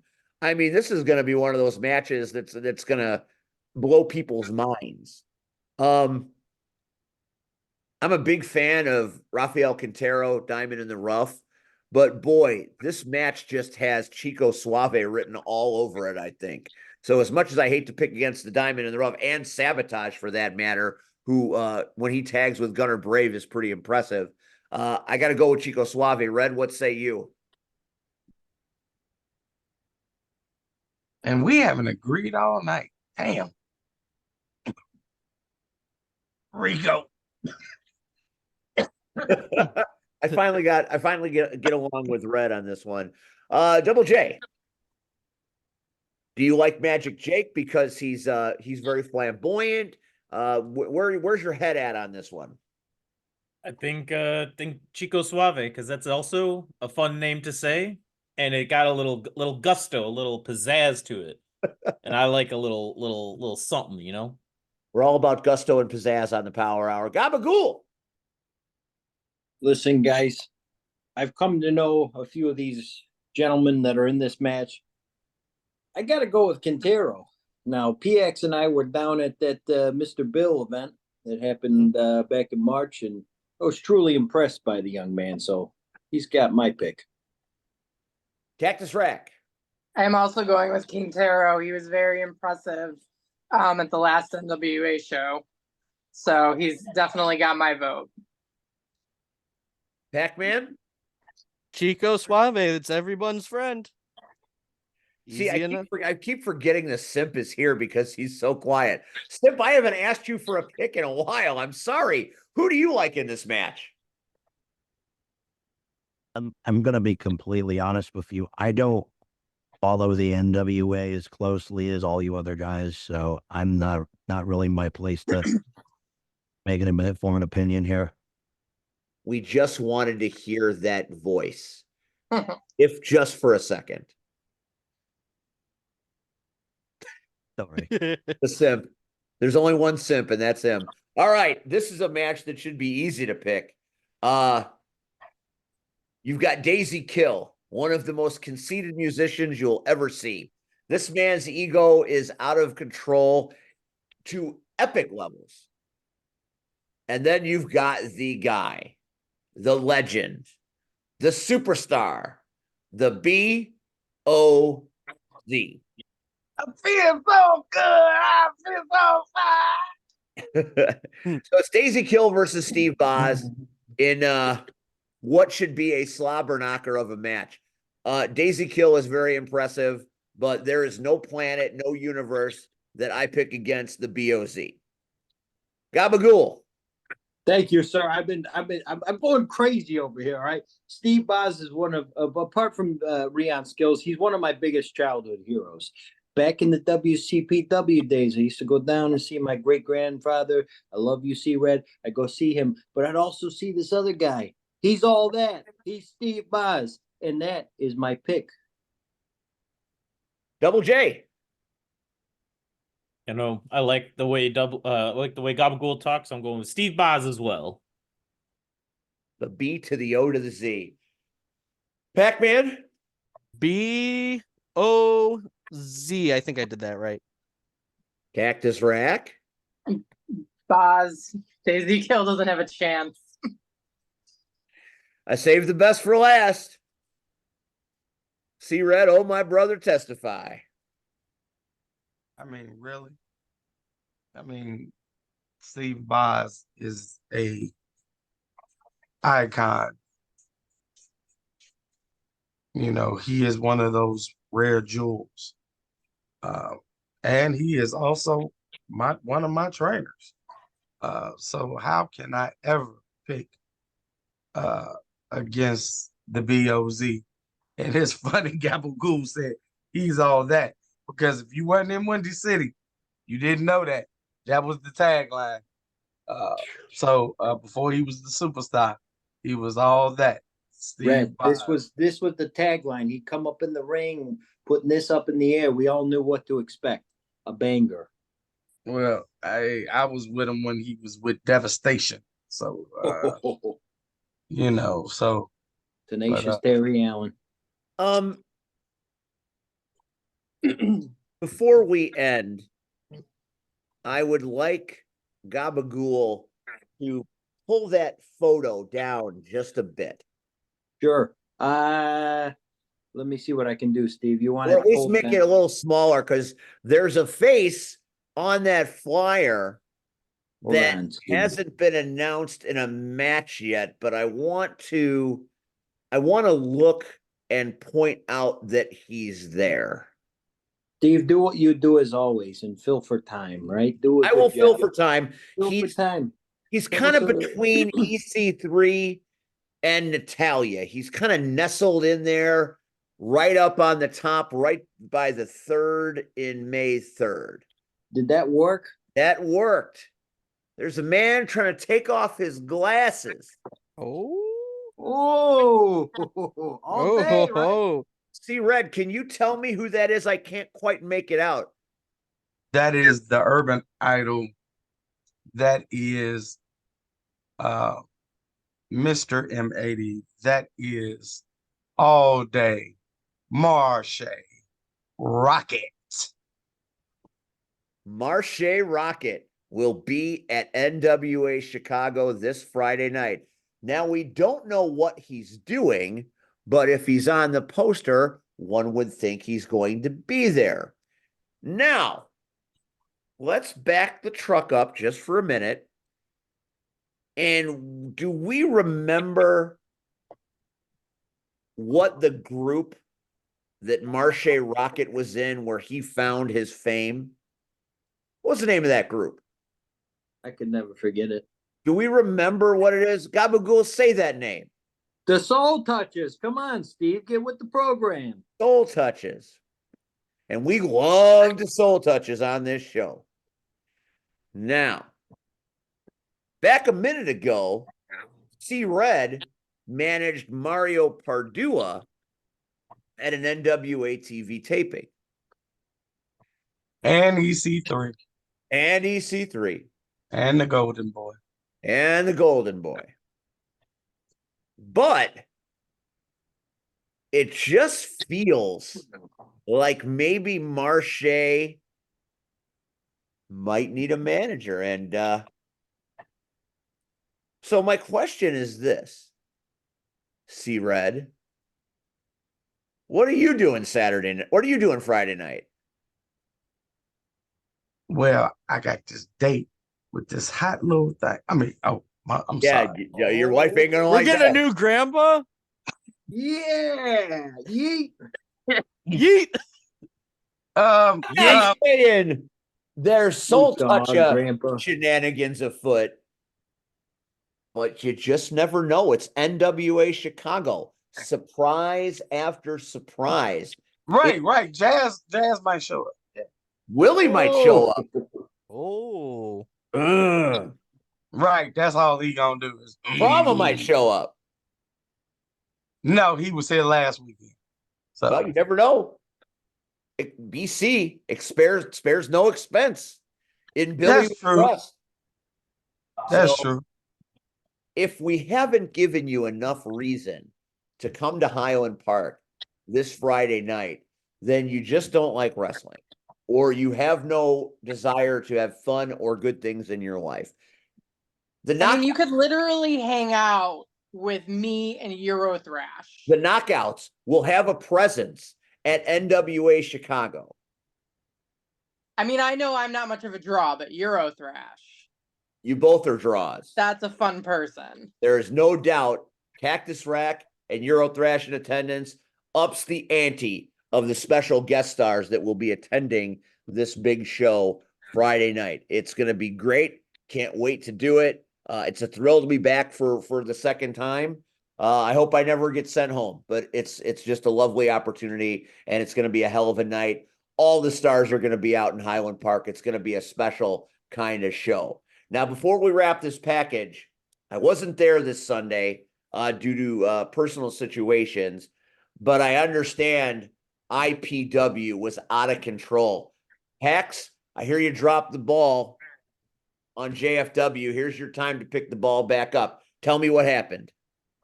So, as far as what Rian had said at the beginning, if I mess stuff up, like, definitely that's something I want to know. So I make sure not to do that in the future.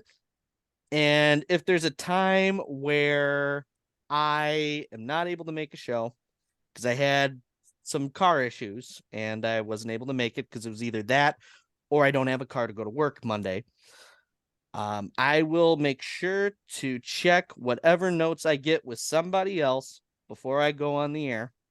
And Fact check. You got read to them fact aloud. check. What are you, Fox News? Well, we got to make sure with BX, everything's I coming told out you right. this too. BX, you got to check your blinker fluid on your car, all right? I know know. some fine folks over at DeRay Motors. They can help you out with your blinker fluid, right, We can Steve? definitely help you out with your blinker fluid. Got plenty of it. I got oodles of it in the back. There you go. We got Canuter valves going out of style, whatever those. Anybody got some back brakes? Just saying. Why don't you just call Red? You know, I got you. I don't even know why you're fronting right now, but that's neither here nor there. Let's talk about that behind his head. Before you say anything else, Pax, I'll make this quick because I've delivered the Fitbit, but now I'm trying to get to this other spot. Mhm. So your notes, they weren't wrong, they were just all over the place. I see. Okay. And the reason why I say that is because while you were trying to tell a story, and I'm not sure if it's because of how it was read or how it was presented in front of you, there were things that were crisscrossing that shouldn't have been like that. I'm very big on if you're going to tell it right.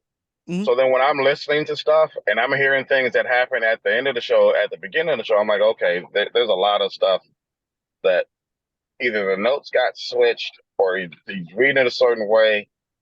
And I'm like, okay, I'll fix it. I shouldn't have to fix it, but I'm going to fix it. Because I know you guys are recording at a different time. And I can't just call him like, that's not right. So I was just it was one of those scenarios like, oh, you motherfucker. And I'm like, it's fine. It's fine. It's okay. I'll deal with it later. So I guess this is later. But go ahead. I'll step in if I need to. Okay. I'm just it'll make sense in a little bit. Okay. Let me So, go. You want me to pull drive. up the notes that I had from IPW last night? Go ahead. Or Go ahead. JFW? Go Okay. ahead, and I will go back and forth. Okay, sounds good. All right. So, show began with the tag team champs Nick Diamond and Kindle Fire coming out for the Open Invitational for their tag titles. This was answered by the Great Tiger along with the Great Akuma. The match ended by pinfall after a low blow behind the ref's back by Nick Diamond to the Great Tiger. After this, the tribal liaison himself, Rion Skills, entered the ring and introduced the coach of the Homer Heat, and it was revealed that it was Whiplash. Damian Gray. Yes. I have a question. Does your notes actually say tribal liaison, or are you throwing tribal liaison on? I threw that in there. Okay, I just wanted to make sure we were on the same page. Please continue. Okay. So Damian Gray then came to the ring, and in only Damian Gray fashion, he insults him and taunts the young team, calling Whiplash washed up and old and talking about how he was the future of the business and what last needed to stay in the past and things of that nature. I have something else now. So that's not entirely true, because prior to that, Damian Saint explained to him that when he was a child, Whiplash used to tell stories to him and his friends because he was a part of that team. That is a legit statement that was said, and it is. You can fact check it. I wish I still had Whiplash in front of me, but it's one of those things where, especially with the whole thing with Whiplash, where I used to try to explain to people how good he is, this man, Damian Gray, knows his backstory because he was around. He used to watch PCW back in the day. Like that, you'd be surprised how many wrestlers now used to watch PCW and know who Whiplash is. So his biggest beef was the fact that while he's trying to sit here and be the coach, that's not who he is. And he called him out on it. Go ahead and continue. Okay. Damian Gray even produced an old poster of Whiplash from his PCW days and destroyed it. Ultimately, they ended up trying to beat the hell out of one another. Rion got back in the ring and tried to keep the peace. Ultimately, it ended up with Rion suggesting an unsanctioned match, but it couldn't be sanctioned because Whiplash presented an insurance issue. So they called it unsanctioned with a time limit and said that this would happen later in the show. Okay, I'm going to help you with that one. So Okay. he would have been an insurance issue because I've dealt with insurance issues in the past. Ain't they right, C-Red? Yes. Okay, so the way that I handled this is because this man is not currently on the roster, and I'm going to use C-Red as an example. C-Red was on the roster and presented an insurance issue. So how do you think I feel when someone who hasn't competed in over 12 plus years decides that he wants to take a shot at the guy that's currently the league champion? How am I supposed to handle that? Because C-Red was active. He was actively wrestling and created an insurance issue.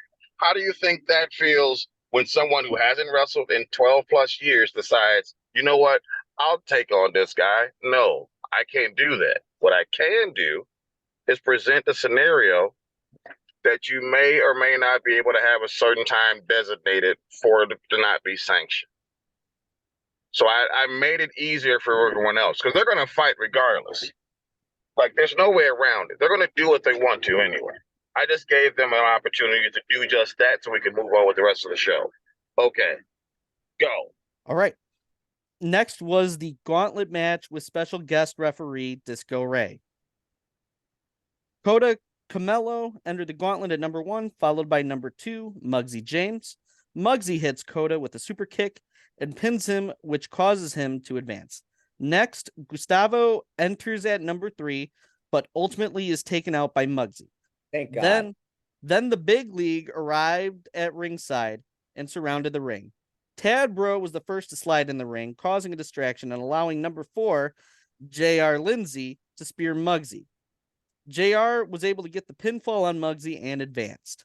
Motivation Mike remained at ringside and the others go to the back as Chris Van Colt then enters at number 5. A fight ensues both in and out of the ring until ultimately Colt advances. And a roll up outside. Next to enter at number 6 is Adonis Allen. Van Colt is clearly hurt but rallies, but ultimately fell to Adonis Allen. Jay Vanity is the next entrant at number 7. Adonis beats Jay Vanity, and after this, a clearly upset Jay Vanity decides to attack Adonis instead of just leaving ringside. Adonis eventually was laid out in the middle of the ring, and in comes entrant number 8, which was DP3 of the Workhorses. Adonis was already laid out, so DP3 pinned him and advanced. The next person to enter the ring at number 9 is Renee Van Peebles. She entered very quickly. Yep. She entered very quickly and swiftly and eliminated a stunned DP3. A masked individual, which had been sitting in the front row of the show, then slides in from behind Renee and reveals himself as the workhorse Wade Evans. Number 10, Wade advances. Next to enter at number 11 was Brittany Kay, and with a quick upset, Wade Evans is eliminated. The final workhorse, Mikey Peterson, then enters the ring at number 12 quickly and eliminates Brittany. Number 13's music hit, and out walks Corey McHenry, your medallion holder. He's attacked by the workhorses on the outside of the ring. However, after a very quick rally, Corey eliminates Mikey. Number 14 then enters Miles Mercer, Kang, your IPW alternative champion. Mercer advances. Next to the ring is Jay Thunder. After suffering a devastating spear, Mercer is eliminated. Number 15 then enters the ring, and it is none other than your SWA beer drinking champion, Sean Danger. During the whole gauntlet match, Damian Gray has been sitting at ringside. He is, of course, a distraction to Jay Thunder, and ultimately during this time, a confused and delusional D'Angelo Steele comes to the ring, confusing Danger for Rachel. What? That is what it says.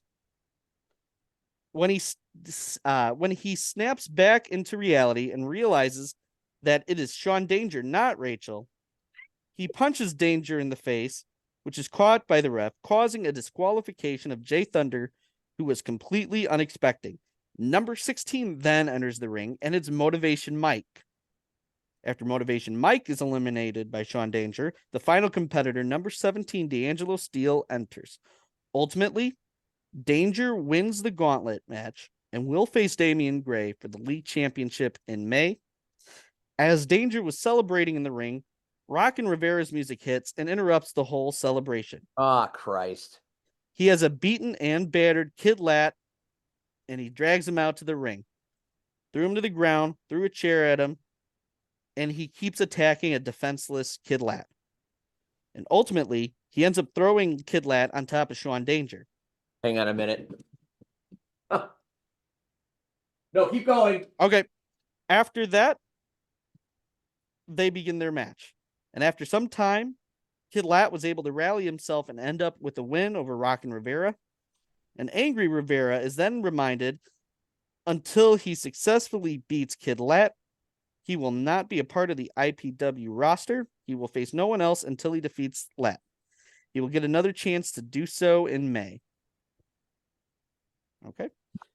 Now you did it. Go ahead. Now you All did right. it. Now you did it. After intermission, the unsanctioned match is starting. Special guest referee Diesel Trax enters the ring. Mhm.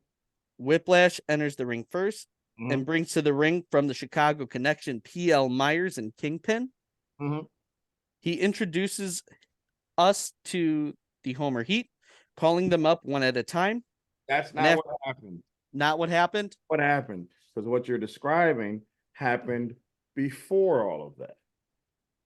I know that sounds wonky, but that's what happened beforehand. That's things got crossed.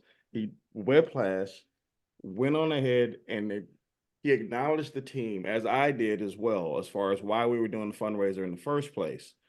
And because I'm going back to what took place earlier, the whole thing was that Whiplash is trying to acknowledge the team that's there. Just, hey, these are my kids. And the last man got announced, and Damian Gray came out, telling the story about how I was a kid too. But that's not the version that I know. That's where I see. Okay. different spots. That's why I was like, no, that's not, because why didn't, like, if that was the case, that too is an insurance issue, even though it's not sanctioned, because now you got little kids just being announced while a fight is happening. Like there's a lot happening right there. And I'm like, nope, because someone will hear this from the insurance company and be like, hey, this is what happened. Like, no, that's not what happened. I did not put kids in danger. That's not what took place. So I'm just making sure that we're all on the same page with that. Please continue. Okay. After that, Gray enters and begins to attack Whiplash. The match is limited to 25 minutes, battled back and forth, blow for blow, and in and out of the ring. Damian Gray was taunting the kids and Whiplash the whole time. After a back and forth of submission, the last of which found Damian Gray about to be on the losing end, the match finally ends in a time limit draw. Okay, I'm gonna cut you off there. It wasn't 25 minutes, it was 20 minutes because that's the time limit that I allowed for non-sanctioned events to take place. I see. It was Okay. actually a 20-minute time limit if there was a match happening, which it wasn't because it wasn't sanctioned. That's sanctioned. So that's why I was like, if we were going to do something, it was going to be in this brief intermission period. Maybe something happens while I'm gone.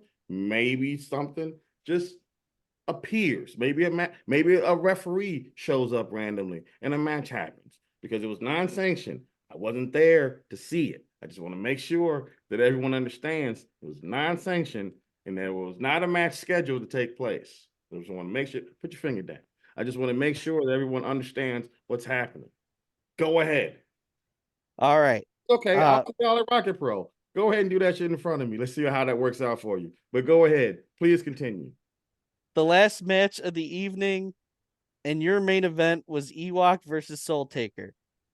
This was a hard-hitting battle between two of the best. Went blow for blow. Mm-hmm. The thunderous chops from Soul Taker gave the Marche chops a run for their money. It did. With every blow, the crowd wrenched in agony for Ewok. In the end, no souls matter, and the Soul Taker once again collected. After the match, the Soul Taker was still hungry for another soul to take, so he attacked the referee. And that's all the notes I have for that. Yeah, that's pretty accurate. That's pretty accurate. Everything that took place after that was a lot of stuff that took place with Whiplash, as far as him being able to, in his mind, actually retire 100% flat out, boots in the ring, done, over with, as well as Soul Taker challenging the Homer Heat team to give him a high five, which took place. Ultimately, he high fived one of the team there, or one of the players, simply because he wasn't scared of, whereas the rest of the team was. That's a real thing that happened. There's so much stuff that took place outside of that I am not going to disclose here. I will talk to you guys at Rocket Pro while y'all continuously put your ones in my face. So I'll go ahead and go from there. Go ahead, Steve. What you got? That sounded like a remarkable show. You have no idea. I wish I had been able to be there. I'm wondering how the poll is doing. You want to talk about the polls since you put it out there, Steve? I want to talk about the poll since I put it out there, Steve. Go ahead. There's a poll of who fights the Soul Taker next. Mm-hmm. Now, unfortunately, no one on here is able to vote except for C-Red and Steve and myself. I voted. Yes, you did. For other. Yes, you did. I wanted you. I voted. Yes, you did. Yeah, it's a closed ballot, but because it's out there on the internet, and internet don't lie, I might just put that motherfucker up. We'll see what happens, because that's the type of person that I am. On this day, I got time. We're not putting that up. Yes, we are. That is personal. Yes, for no, just. So now you give a shit about what you post? Well, I'm just talking about it. No. Here's the thing: you put it out there into the world, Steve. So now, why would I not put it out there to the world? That's Steve? fair. That's so fair. This is how I'm going to handle it. For anyone that's curious, as far as wanting to go ahead and see who wants to wrestle Soul Taker at another IPW event, I know that Mr. Young, also Mr. Red, has already voiced opinion that it should be Marche Rocket. If you have someone that you are curious to go ahead and put against Soul Taker, by all means, come talk to me. For I am the information liaison, and I listen to all and see all, yet see nothing ever. Keep that in mind for later on. So Steve, you got someone you in mind that you want to work? I felt like the overwhelming winner of that poll was J.R. Lindsay. Mm-hmm. That's wrong. That's not what's happening in the poll. I haven't seen the poll because if we're going to go that route, since we're talking about this poll, I'm going to tell you flat out what took place. As a matter of fact, I'm going to do you guys a favor, because that's the type of person I am. And let me go ahead and turn that down. So While Rion tends to the poll, next week we have no guest, because I didn't think we were running anything. I thought that that other people on the Power Hour were going to tell me they wanted guests. I didn't think we were doing anything. Sorry for sneaking in. And nobody gave me any ideas. So anybody you want to see next week on the Power Hour, you let me know. I'm not even sure where you want to follow that up with, Steve. Red, anybody you want to see on the Power Hour? Got any ideas? We're here now, Steve. Eh. Here now, Steve.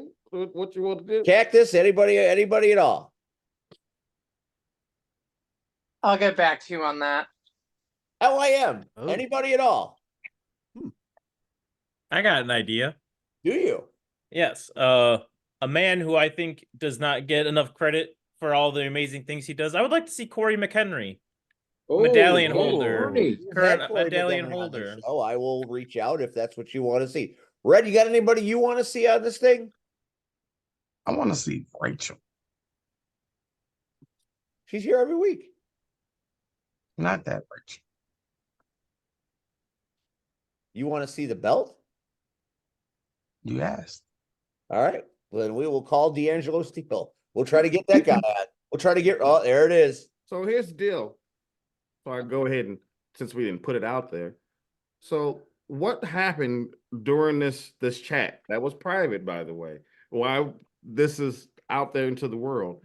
What happened was that Russell, or J.R. Lindsay, came to me on Sunday evening saying that he wanted to wrestle Soul Taker. I said, get the fuck out of my face.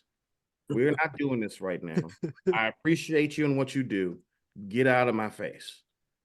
To where Brittany Ward, out of nowhere, probably from distance, far away, was like, book it! Book it! I said, you know I don't have that type of power. Now I'm talking to Soul Taker while he's sitting in the car. He has not gotten out of the car, but he's saying that he wants to talk to him. I'm like, I don't think you understand. This doesn't need to happen right now. He could have very easily just got up because it goes back to that whole insurance thing. But now it's more so you outside the building. Please don't start this fight. We don't need to start this fight. It then comes up in conversation in this chat that's private.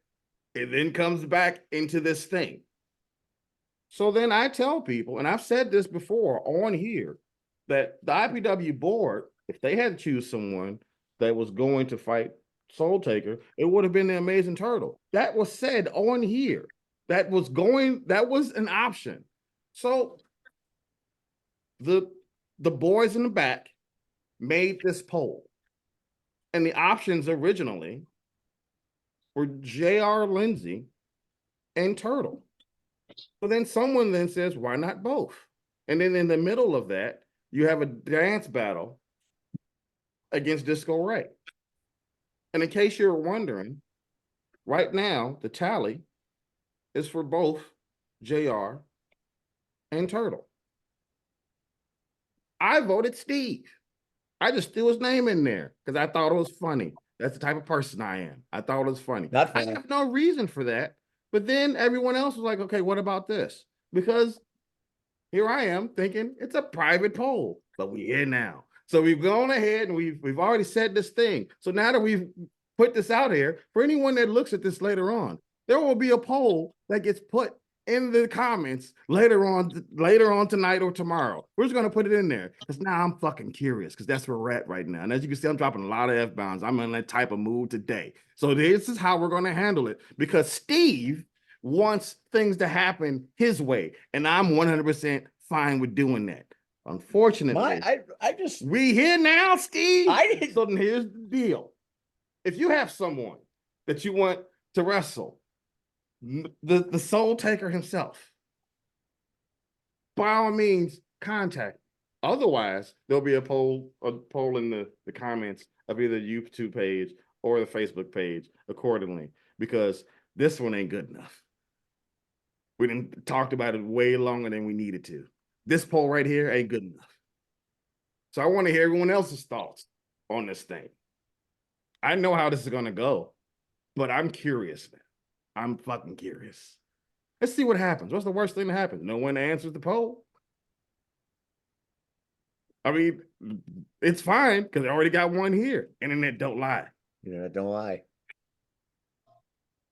All right. Got what you need out of that, Steve. I didn't need any of it. I know, neither did I, Steve, but yet here we are. Here we are. Talking about a thing. And now that thing is something else altogether. Yes, it is. Yes, it is. Next week, we might not even have a show. I mean, there'll probably be a show. I thought we weren't going to have a show because there was a whole thing you said as far as maybe having a timeout. That was posted on Facebook. Yeah, but then we got everything back together and we're going to keep rolling. See, I'm just shocked that they looking like we don't. I'll come up. I feel like I'm watching my parents fight right now. I'm not fighting. Is it my fault? It is. Is there a fight? I'll wait. No. Nobody got shit to say now. Great. Next week on the Power Hour, there will be, even if there isn't a guest, we'll be here talking about all the things that happened this past weekend and probably this dumbass poll. Thank you, LIM, for being great as always. And Thank you for having us on. Did he really say bolts and holes? Thanks for having us, Steve, Red, Cactus, my childhood hero, Rion. I love you guys. You're what keeps me going. Keep him going. Don't worry, I'll be there on Thank you for having us. and hanging out. I can't wait to see y'all on Fan Access. Hey, do you think we have a If second? you to think talk this is about uncomfortable, wait till I show up in that bitch on Saturday. It's So gonna be we, great. And I'm not a part of it. Oh, I can't wait. I can't wait to see y'all on stage. Oh boy. I already talked to Mr. And Smiley. we can't wait Mr. to see Cobra, you. I already talked to him. I can't fucking wait to see y'all. This is gonna be amazing for all of you. All of you. I can't wait. Okay, even my dog is distressed by the energy right now. So All right. Thank you for watching the Power Hour this week. Don't miss NWA this Friday, Rocket Pro Wrestling this Saturday, and stay away from the internet till next week. Thank you. Good night. God bless. We're out of here. Stay away Yes, from the sir. polls. Yes, There are no sir. polls. Yes, sir. Good night. Good night.